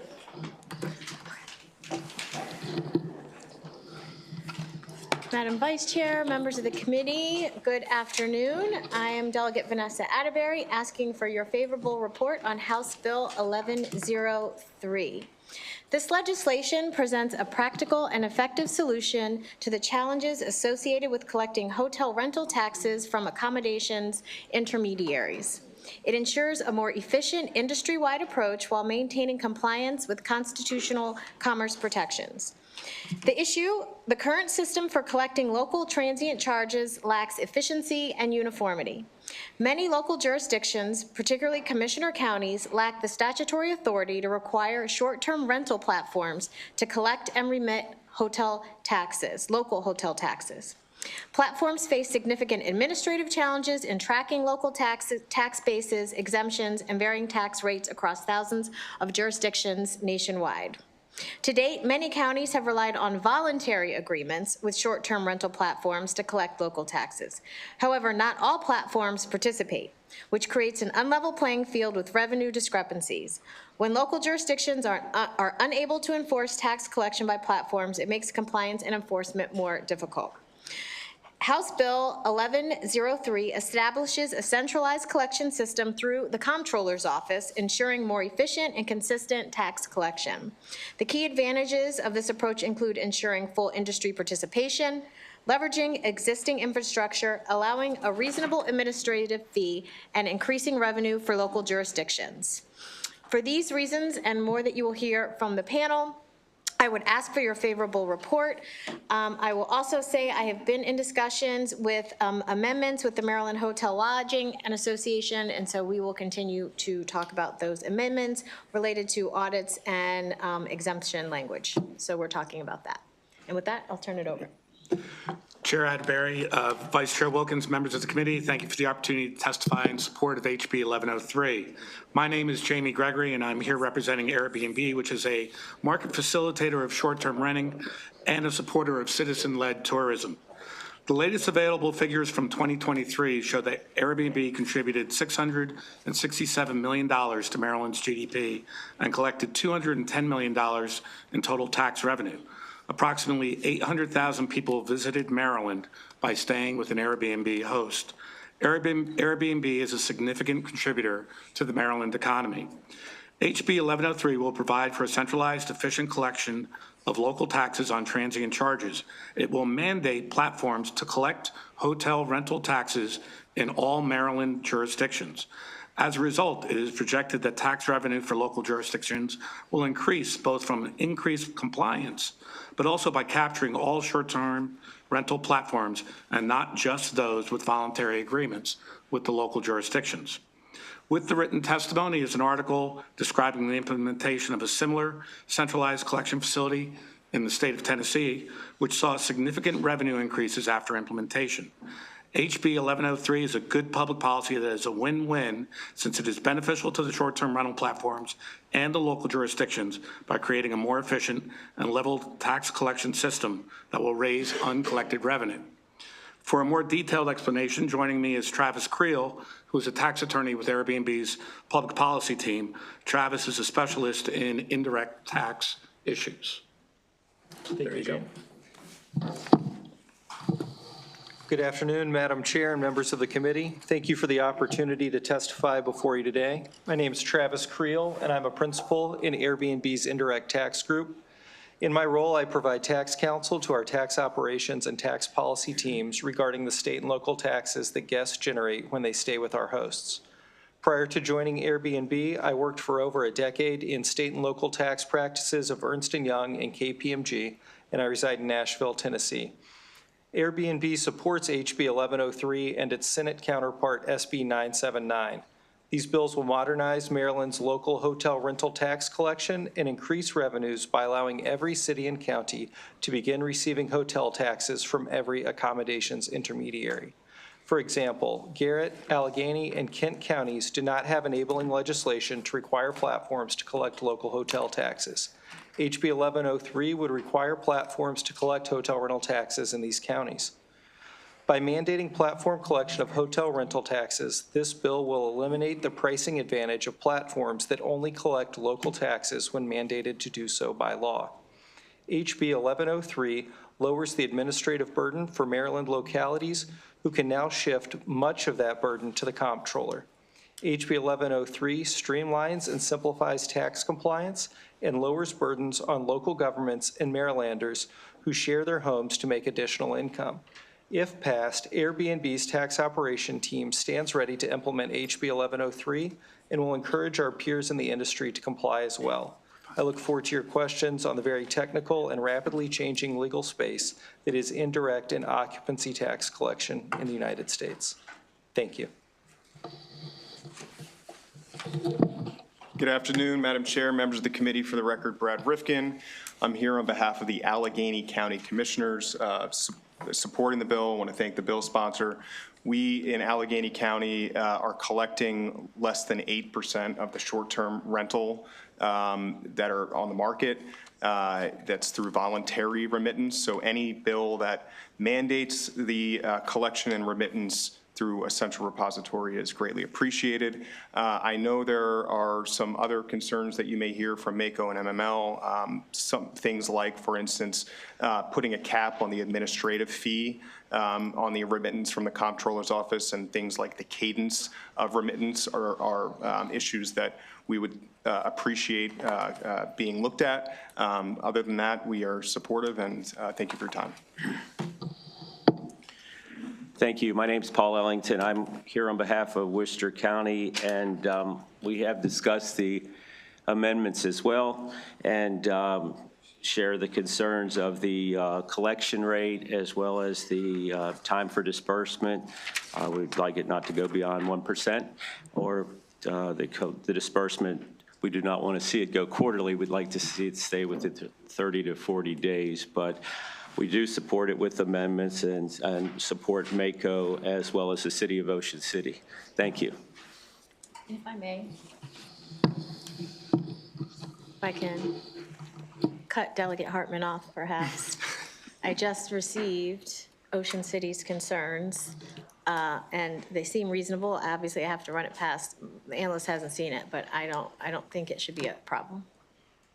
Thank you. For the 1% Yes. Cap and the monthly, just because of the impact. We're very seasonal, and the number of our expenses are greater in the summer because we are seasonal, and it truly would create a cash flow problem. Yep. Thank you for that. Mm-hmm.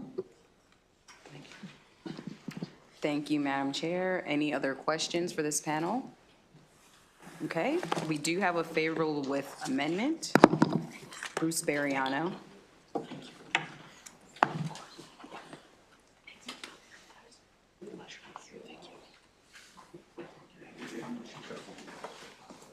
Okay.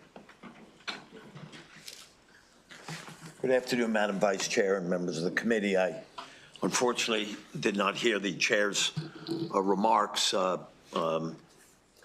which might relate directly to my testimony. Madam Chair, would you, if I could ask you, please, did you say 1% and then a monthly payment? Did I hear correctly? Yes, I just saw your concerns, and I think that should be fine. I'm just going to run it past my analyst here, not right this second, but it should be fine. Well, that was the concern that Ocean City had. That is the timing of the payment to them and that cost. So those amendments would resolve my client Ocean City's. For the record, Bruce Ferriano here on behalf of Ocean City. With those amendments, that would alleviate the concerns that my client has. So I look forward to seeing those amendments and would urge the adoption of those amendments, please. Okay, thank you. Thank you. Kevin Canali?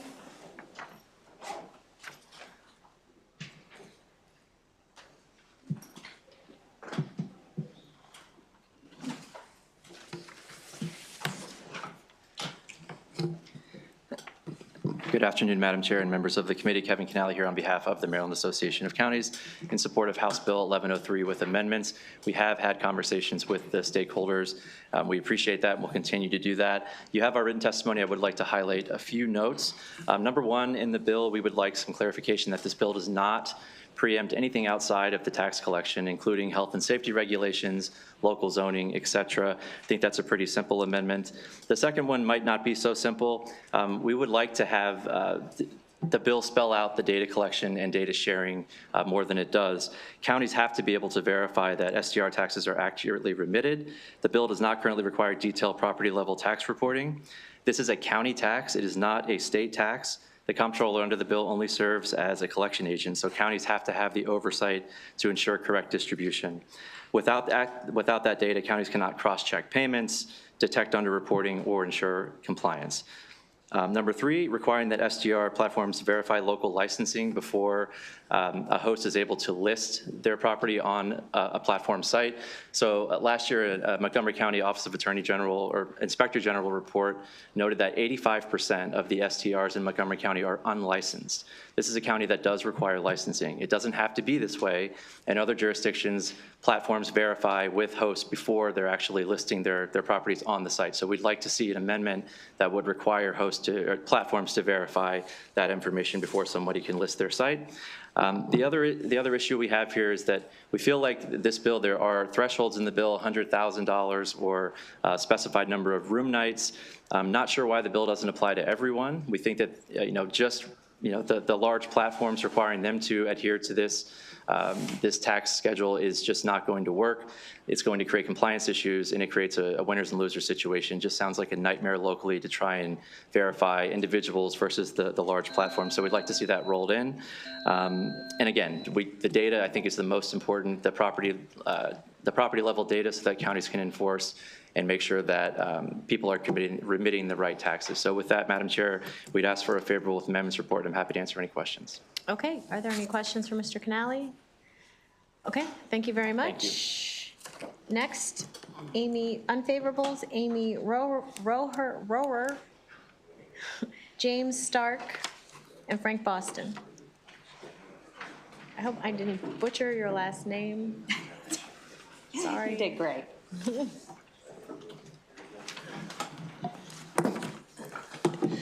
If it's okay, Madam Chair, I'll begin. For the record, I'm Frank Boston III. I'm here on behalf of the Maryland Hotel and Lodging Association. And respectfully, right now, we oppose this bill.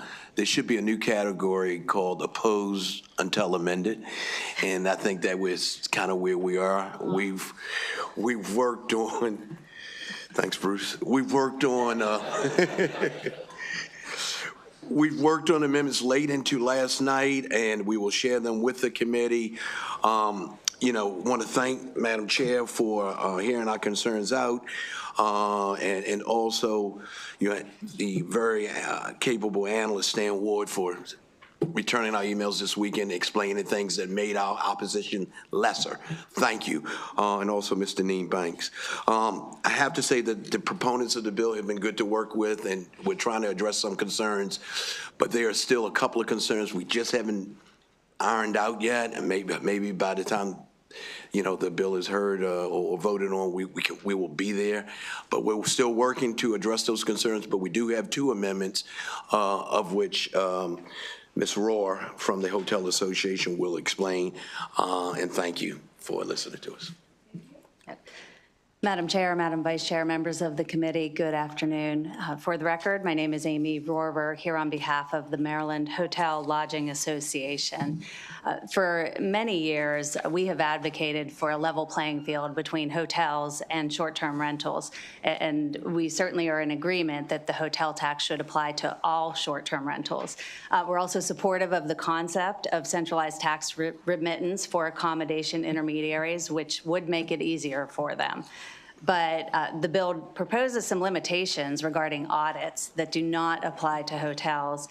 And it's not something we're asking for because auditing is important. And it certainly helps to ensure the hotel tax is being remitted correctly.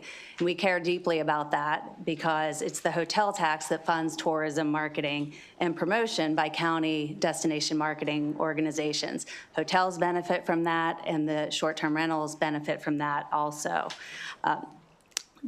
We feel that the comptroller and the counties and municipalities, as the tax is passed along to them, should have the ability to verify that the tax is correct. I'm also joined by a member here today who can speak directly to his experience with auditing, since he has been through it multiple times. Frank will be emailing the amendments to you. I also submitted written testimony that kind of explains what they are, and appreciate your consideration of the amendments. Good afternoon, Madam Chair, Madam Vice Chair, and members of the committee. My name is Jim Stark. I'm the VP of Hotel Operations for the Best Western Plus BWI Arundel Mills in beautiful Howard County. Lots of things that were said today. Some of the changes or proposed amendments have been fantastic. That absolutely addresses a lot of not only the hotel's concerns, but the broader industry concerns. Another hat that I wear is I sit on the board for Howard County Tourism, and I'm their treasurer. So as a hotelier operating in Howard County, I will say that through the years, it doesn't happen too terribly often, but it does happen where we do get audited. We have to open up our books. They come in and actually sort of verify that what we're submitting on a monthly basis is actual to what our system says, what our records show, our paper records show, and all the bottom line transaction level data is all accessed, so they can do spot checks and just verify. And I think that's incredibly important, especially in the highly competitive environment in which we all operate relative to tourism. Not only are we competing with other folks within the state, but also folks outside the state, to make sure that all the marketing dollars that we get that's directly attributed to the hotel tax is verifiable and legit, because we definitely use every dollar to the benefit to try to drive more, not only to our local, but to state tourism. So with that, and I'll sort of buttress Frank, there wasn't anything on the drop down that said oppose unless amended, but that's sort of where we are. But I think the bill has tremendous potential, and I'm hoping we can get there. Thank you. Thank you. Any questions? Okay, seeing none, thank you very much. That concludes the hearing on House Bill 1103. Delegate Acevero, House Bill 875, and whoever you would like to bring up.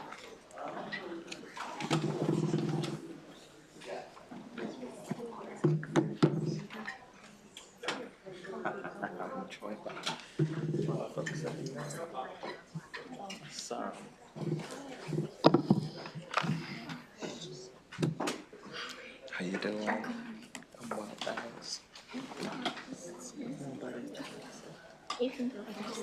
I can go first? Yeah. All right, cool. Thank you.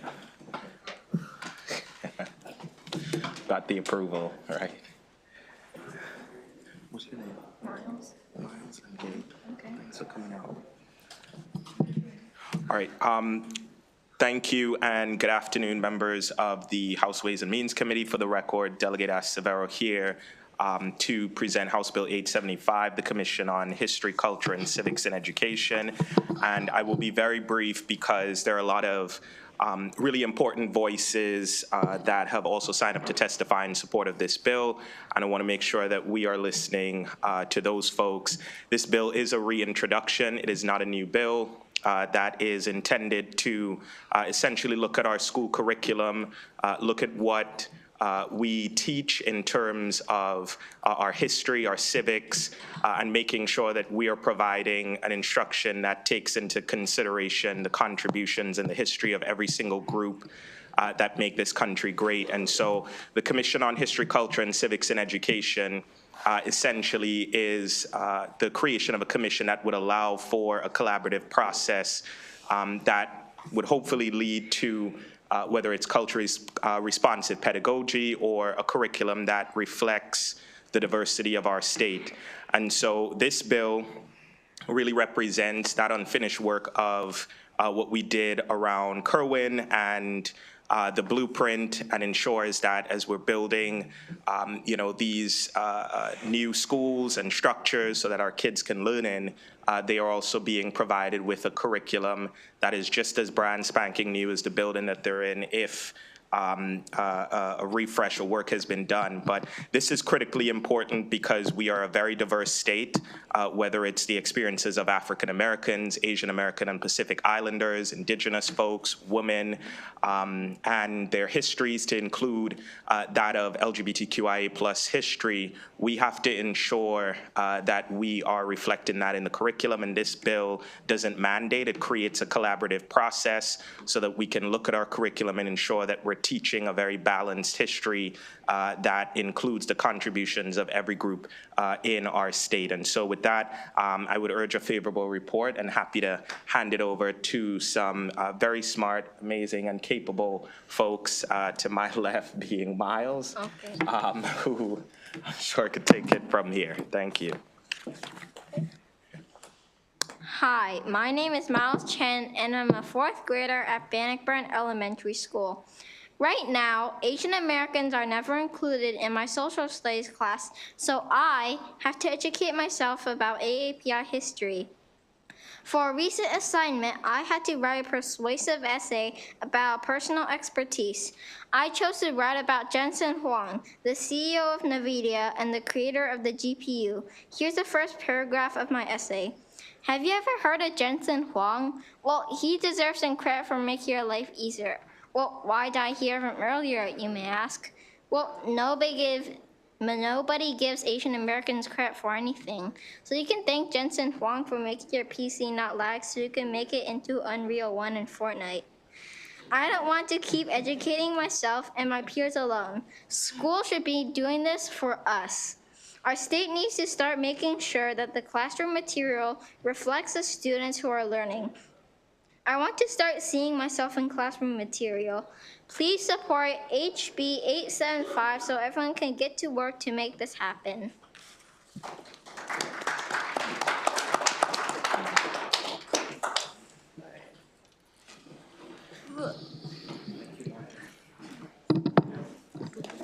All right. Good afternoon, to Madam Chair, Madam Vice Chair, and other esteemed members of the House Ways and Means Committee. My name is Amelie Bedard. I'm an intern and representing Trans Maryland here today. I'm going to take this testimony in a slightly different direction. If you don't know, Trans Maryland is a nonprofit. It's multiracial, multigender. It focuses on power building and organization in Maryland's trans community. I'm sure we're all aware in the past few weeks alone, this community has come under repeated attack by the federal administration under President Trump's executive order that the United States will only recognize 2 biological sexes, male and female.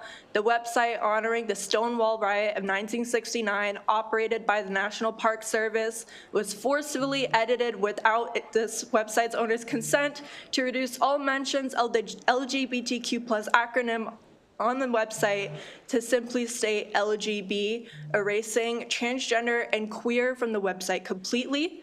The National Park Service's access to its own website was also restricted so that the changes could not be reversed. Black transgender women such as Martha P. Johnson not only started but led the LGBTQ+ movement in the 1960s. In erasing the existence of transgender people from a website honoring the deaths at the hand of brutal police brutality in one of the most integral and lethal events in the LGBTQ+ movement in the United States is not only an insult to the memory of everyone who died, but a very intentional effort to completely remove us from history. Similar alterations to federal websites have occurred across the board. Profiles of famous women in science and other minorities have disappeared from NASA's website, for example. This is a very intentional removal of minorities from federal agencies and historical monuments as reminiscent of the beginning stages of Hitler's regime in 1930s Germany. One of the very first acts of the Nazis was not to immediately begin the construction of concentration camps, but they burned tens of thousands of volumes in Magnus Hirschfeld's Institute for Sexology in Berlin, where decades upon decades of research honoring transgender people, queer culture, medical research, and etc. was permanently destroyed. And however, unlike in 1933, evidence of the tampering exists through screenshots and dozens upon dozens of news reports and outraged social media posts. Unlike in 1933, we have the power to make sure that this information is not permanently lost. Minorities deserve to see themselves represented in their school curriculums. Children deserve to see themselves represented in school, and they deserve to have the histories of their ancestors and themselves and their communities represented in their school curriculums. It is our responsibility to make sure that these minorities don't become lost in history. Thank you. Yep. Everyone has 2 minutes. Who would like to go next?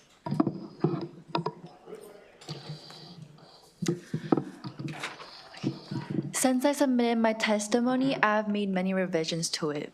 I hope that's okay. Good afternoon, House Ways and Means Committee members. My name is Awan Kim, and I am an 8th grader in Tilden Middle School in Montgomery County. I am here today to advocate with my fellow peers to place AAPI history, also known as Asian American Pacific Islanders history, in our Maryland school curriculum. According to the World Atlas, MCPS is the 15th largest school district in the United States.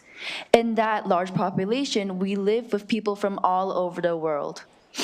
Students, staff, and parents are fortunate to be a part of this diverse community. However, many have noticed that AAPI history has gone into oblivion in the curriculum of Maryland schools. Guess who invented the compass? China. Or maybe you know where the ATM machine originates from? Vietnam. What country was the mastermind of shampoo? India.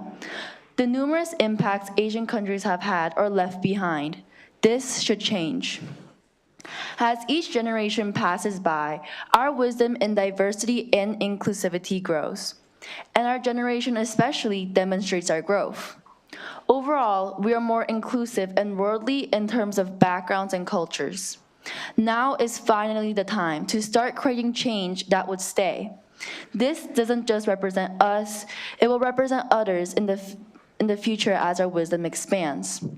If you want to make an incentive change in our education, our first step is to put AAPI history in our school curriculums.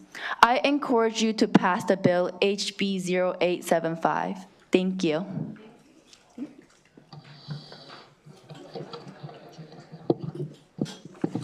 Hello, my name is Jasper Chen, and I'm a 7th grader at Powell Middle School in Montgomery County. Last year, I testified in support of a similar bill, sharing my frustration about the lack of Asian American curriculum in my education and the harmful consequences of this omission. Unfortunately, that bill, HB 1363, did not get passed, which is why I'm here today again. I think HB 875 is absolute minimum Maryland legislators can do to ensure underrepresented students, like myself, have the opportunity to see themselves reflected in classroom materials. I don't need a commission to tell me that stereotypes and ignorance continue to make their way into my classroom and daily life. But I can tell you that without action, this cycle will not change, and that's why we need this commission and you to pay attention to its findings and enact the proper change. This is my 2nd year testifying for change, and I don't want to be back here again next year asking for the same thing. I really hope I can get through to you guys this time, and I'm urging you to take action now. Please pass HB 875. Thank you.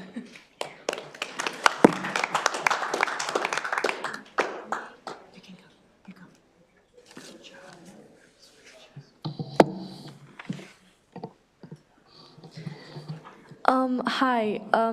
I'd like to say for the record, since submitting my testimony, I've made many revisions to my speech because I was unsure how to do it the first time. But good morning, Madam Chair, Madam Vice Chair, and committee members. I'm here to address my representation in my education on behalf of my peers and OCADC. Hi, my name is Mackenzie Cho, and I'm a 14-year-old ninth grader at Walter Johnson High School in Montgomery County. When I was at a leadership event, I learned more than half of all the nation can't name a famous Asian American, and a majority of them are unable to name a single event or policy related to them. My family friends say that they're like a banana or a Twinkie because they're yellow on the outside but feel white on the inside because they never had a chance to learn about their culture. Putting AAPI into the curriculum allows students to relate and to learn about their culture. When I was in elementary school, I remember kids coming up to me and pulling their eyes to look slanted. When I was in middle school, I remember somebody asking me if I was a Buddhist person because I looked like one. This affected me that educating can prevent. I was born and raised in America, yet people still thought I was exotic. Implementing AAPI into the classroom also educates others, which can lead to less microaggression, less racist comments, and less hatred in our community. If people knew about the contributions of all of the different ethnicities into building this great nation, then maybe it can lead to less microaggression, stereotypes, and assumptions, and we can all be accepted as truly American. 10,000 Chinese immigrants built the Intercontinental Railroad, where it was finished in 1869 and photographed. Not one Chinese immigrant was included in the photo like the Irish immigrants here. Just as the Chinese were not included in the photo, we are not highlighted in our curriculum. So I urge you to pass House Bill 0875 into House for me and the 62,310 Asian students in Maryland.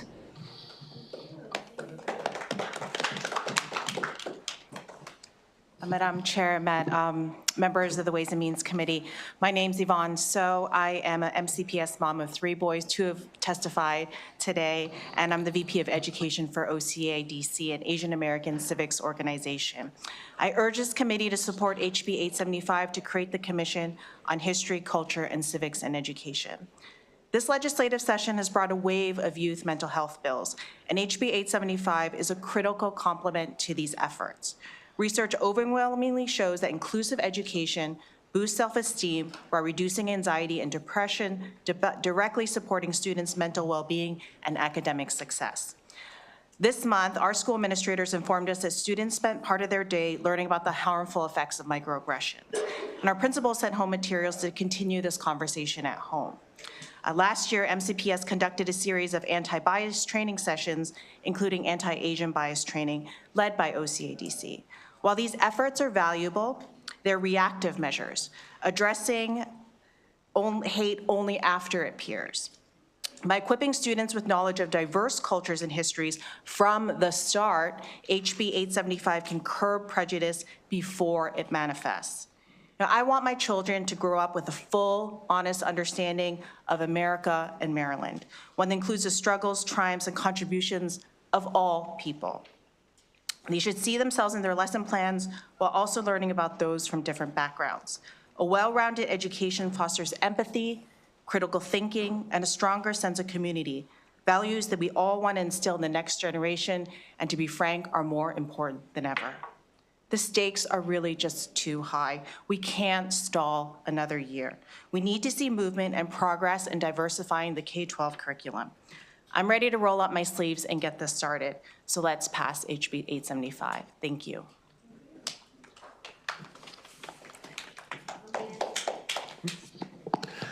Thank you, Madam Chair.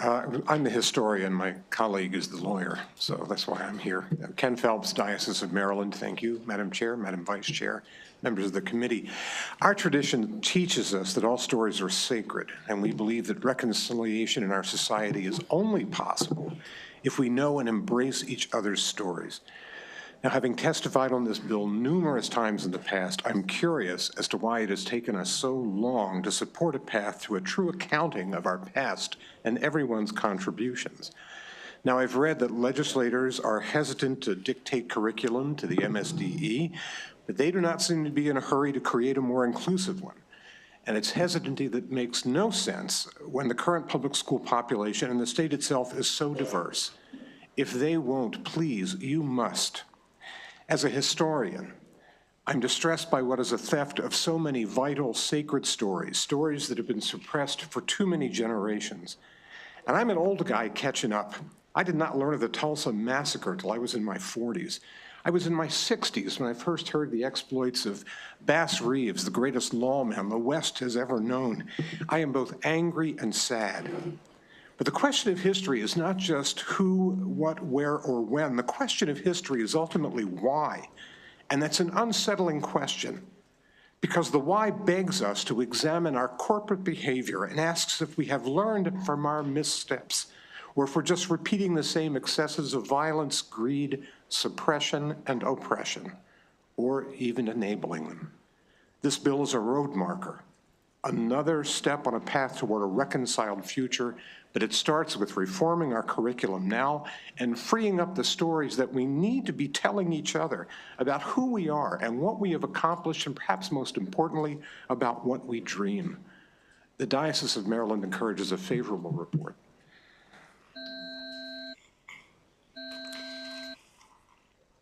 Good afternoon, Madam Chair, Vice Chair, and members of the committee. My name is Frank Padnella, and I'm a policy advocate for the ACLU of Maryland. This bill, we support House Bill 875. As a child of immigrant parents, this bill is also important to me on a personal level. I'm just going to close this because everyone said everything that was important. I don't want to repeat anything. They said it eloquently and compellingly, and I just want to say me too. I do want to emphasize that the impact in terms of, we heard that a multicultural curriculum encourages and promotes empathy, closer relationships, understanding, a better school climate, also academic outcomes, right? This is all supported by research. So I encourage you to look at our testimony. There's another more than 15 organizations that have signed on to that testimony. There's a lot more support for this. I hear it all the time, all over the state, about the needs in our curriculum. And just to emphasize another point, yes, we understand that the legislature defers to MSDE and school districts on curriculum matters, but like our previous speaker said, when we see no movement, then this is the time for the legislature to act. So we encourage you to act and to pass this bill. Thank you very much. Thank you. Lauren Lamb, come on up. And then there's also a Sandra Landis. Is Sandra Landis here? Okay, do we have Sandy Gold Reynes virtually? Ms. Lamb, go ahead. Thank you. Good afternoon, members of the committee. My name is Lauren Lamb with the Maryland State Education Association, representing 75,000 educators across the state. We believe all students deserve to see themselves fully represented as part of an accurate, complete history and civics education. Yet, as so many students have already eloquently stated today, too many kids progress through their formal education and rarely, if ever, see themselves represented in the content they're learning. And this is truly unacceptable. We know that the history of our state and country is far more diverse than is reflected in the content that's currently taught in our public schools. And that's why we enthusiastically support the commission that this bill would create. As we're revising curriculum frameworks to make them more inclusive and complete, it's really important that we're updating standards by revising rather than expanding the total quantity of instruction in the year. Educators have finite instructional time, and we don't want to reduce the overall time available for each standard. And that's why we're so supportive of the approach proposed of this commission, because it would evaluate curriculum standards holistically with the input of educators and with consideration of a wide range of underrepresented communities. This will result in comprehensive recommendations that allow the state board to best revise standards. We are confident that this process will result in curriculum standards that are more up-to-date, rigorous, and reflective of the experiences, contributions, and history of the communities that make Maryland great and diverse. We unequivocally believe that diversity makes us stronger, and we're working toward a future where all students see themselves represented. This commission is a meaningful step to that end, and I urge your support. Thank you. Okay, and finally, we have Sandy Gold Reynes, please, for 2 minutes. Hi, thank you. Hello, Chair Addersby and Vice Chair Wilkins and members of the committee. I'm Sandy Gold Rains, representing Glisten, Maryland, which is a local chapter of the highly regarded national organization that works to ensure that LGBTQIA+ students are able to learn and grow in school environments free from bullying and harassment, and working with others to transform our schools into safe and affirming environments for all youth deserve. This is essentially what House Bill 875 does by creating this commission on history, culture, and civics in education. This commission will provide a vital forum to gather perspectives and information representing those who have historically been marginalized or fully excluded from a standard school curriculum to be sure that all students are fully informed. Unfortunately, our current national political environment makes this goal of the commission even more important, as those in power are actively seeking to ensure the history or to erase the history and existence of various communities, including LGBTQIA+. Glisten, Maryland is especially pleased to see that there will be 2 commission members from the LGBTQIA+ education community, specifically one who understands the specific issues of the transgender community. We strongly urge a favorable committee report for HB 875. Okay, any questions? Okay, seeing none, thank you very much. That concludes the hearing on House Bill 875. Our final bill, House Bill 959, Delegate Miracle North, and you have William Fluke and Paul Ellington.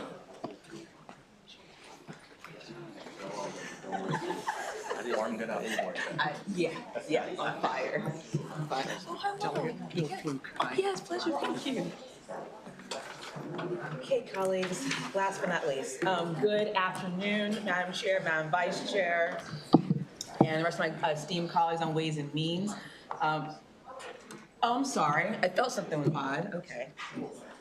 Oh, okay, I was like, oh, you can tell I've been. Freelance. Yeah. Freestyling, right. Good afternoon, Madam Chair, Madam Vice Chair, my esteemed colleagues on the Ways and Means Committee. For the record, Delegate Bernice Miracle North, representing District 14, and I come before you testifying in favor of House Bill 959, School Psychologist Interstate Licensure Compact. I want to start off by reading a ratio, 1 to 1,053.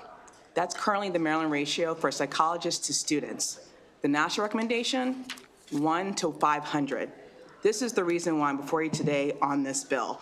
This compact, developed by the National Council of State Governments, presents an innovative and practical solution that complements our efforts in addressing school staff shortages in the area of school psychology. I would note that currently 2 states are currently in the compact. It will require 7 states to actively participate for this compact to be active. So this opportunity is really for Maryland to be a leader in shaping the compact's implementation and governance of this particular compact. Early adoption ensures Maryland has a seat at the table when the bylaws and operation procedures are established, and positions us as a key player in defining future license portability for school psychologists. It does require a national exam, 1,200 hours of supervised internship, and to be a graduate of a qualified school psychologist education, which I believe is currently the standard. And this will really help military families. This is stemmed from the work of President Biden to call for states to ensure that service members and their spouses are able to use their professional licenses and certificates in new jurisdictions. And I would highlight a particular testimony from a Hartford County mom that literally explained she had to put her career on hold as a school psychologist when she had to relocate due to her husband's military duties. So this is just one of many examples that I'm sure my folks on this panel will go into, or at least provide the stats on. But I'm asking for your favorable report on House Bill 959. Thank you.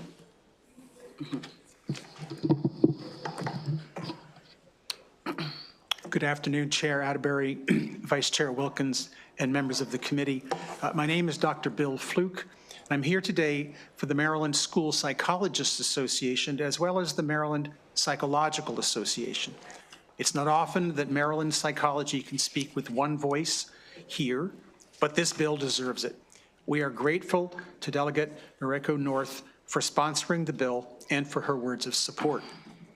As a retired psychologist with a career dedicated to public education, I want to stress the importance of school psychologists to our schools, to our parents, and to our students.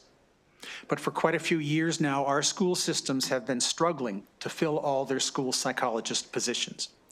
Maryland itself does not train anywhere near enough of them. Significant numbers of school psychologists need to be found from other states to meet the growing need. The bill will enable the department to greatly speed up the credentialing of out-of-state applicants for school psychology positions here while reducing demands on their staff time. The compact sets the credentialing bar exactly where it is now in Maryland. Maryland has long been a leader in adopting the highest standards for our school psychologists. As an example of the pressing need for the compact, every year, military families are transferred to Maryland. As you heard, this can be very difficult, tracing the records, verifying the applicants' credentials can take months, and it is particularly challenging for the school systems that know they have a qualified person and that just they're not getting through the credentialing process in time. So Maryland already participates in similar compacts for private practice psychologists and for several other professions, and they're working well for us. Maryland Psychology urges a favorable report on House Bill 959, and I'd be happy to answer questions. Hi, my name's Paul Ellington. I'm with For All Seasons. I realize I'm the last person between you and recess, so I will simply say that I would defer to the experts. We see the impact of limited resources and a lot of patience, so we would certainly request a favorable report. Thank you. Okay, any questions from the committee? Okay, thank you very much. That concludes the hearing on House Bill 959, and that concludes today's hearing. Thank you, committee. That was a long Monday. Thank you. Bye.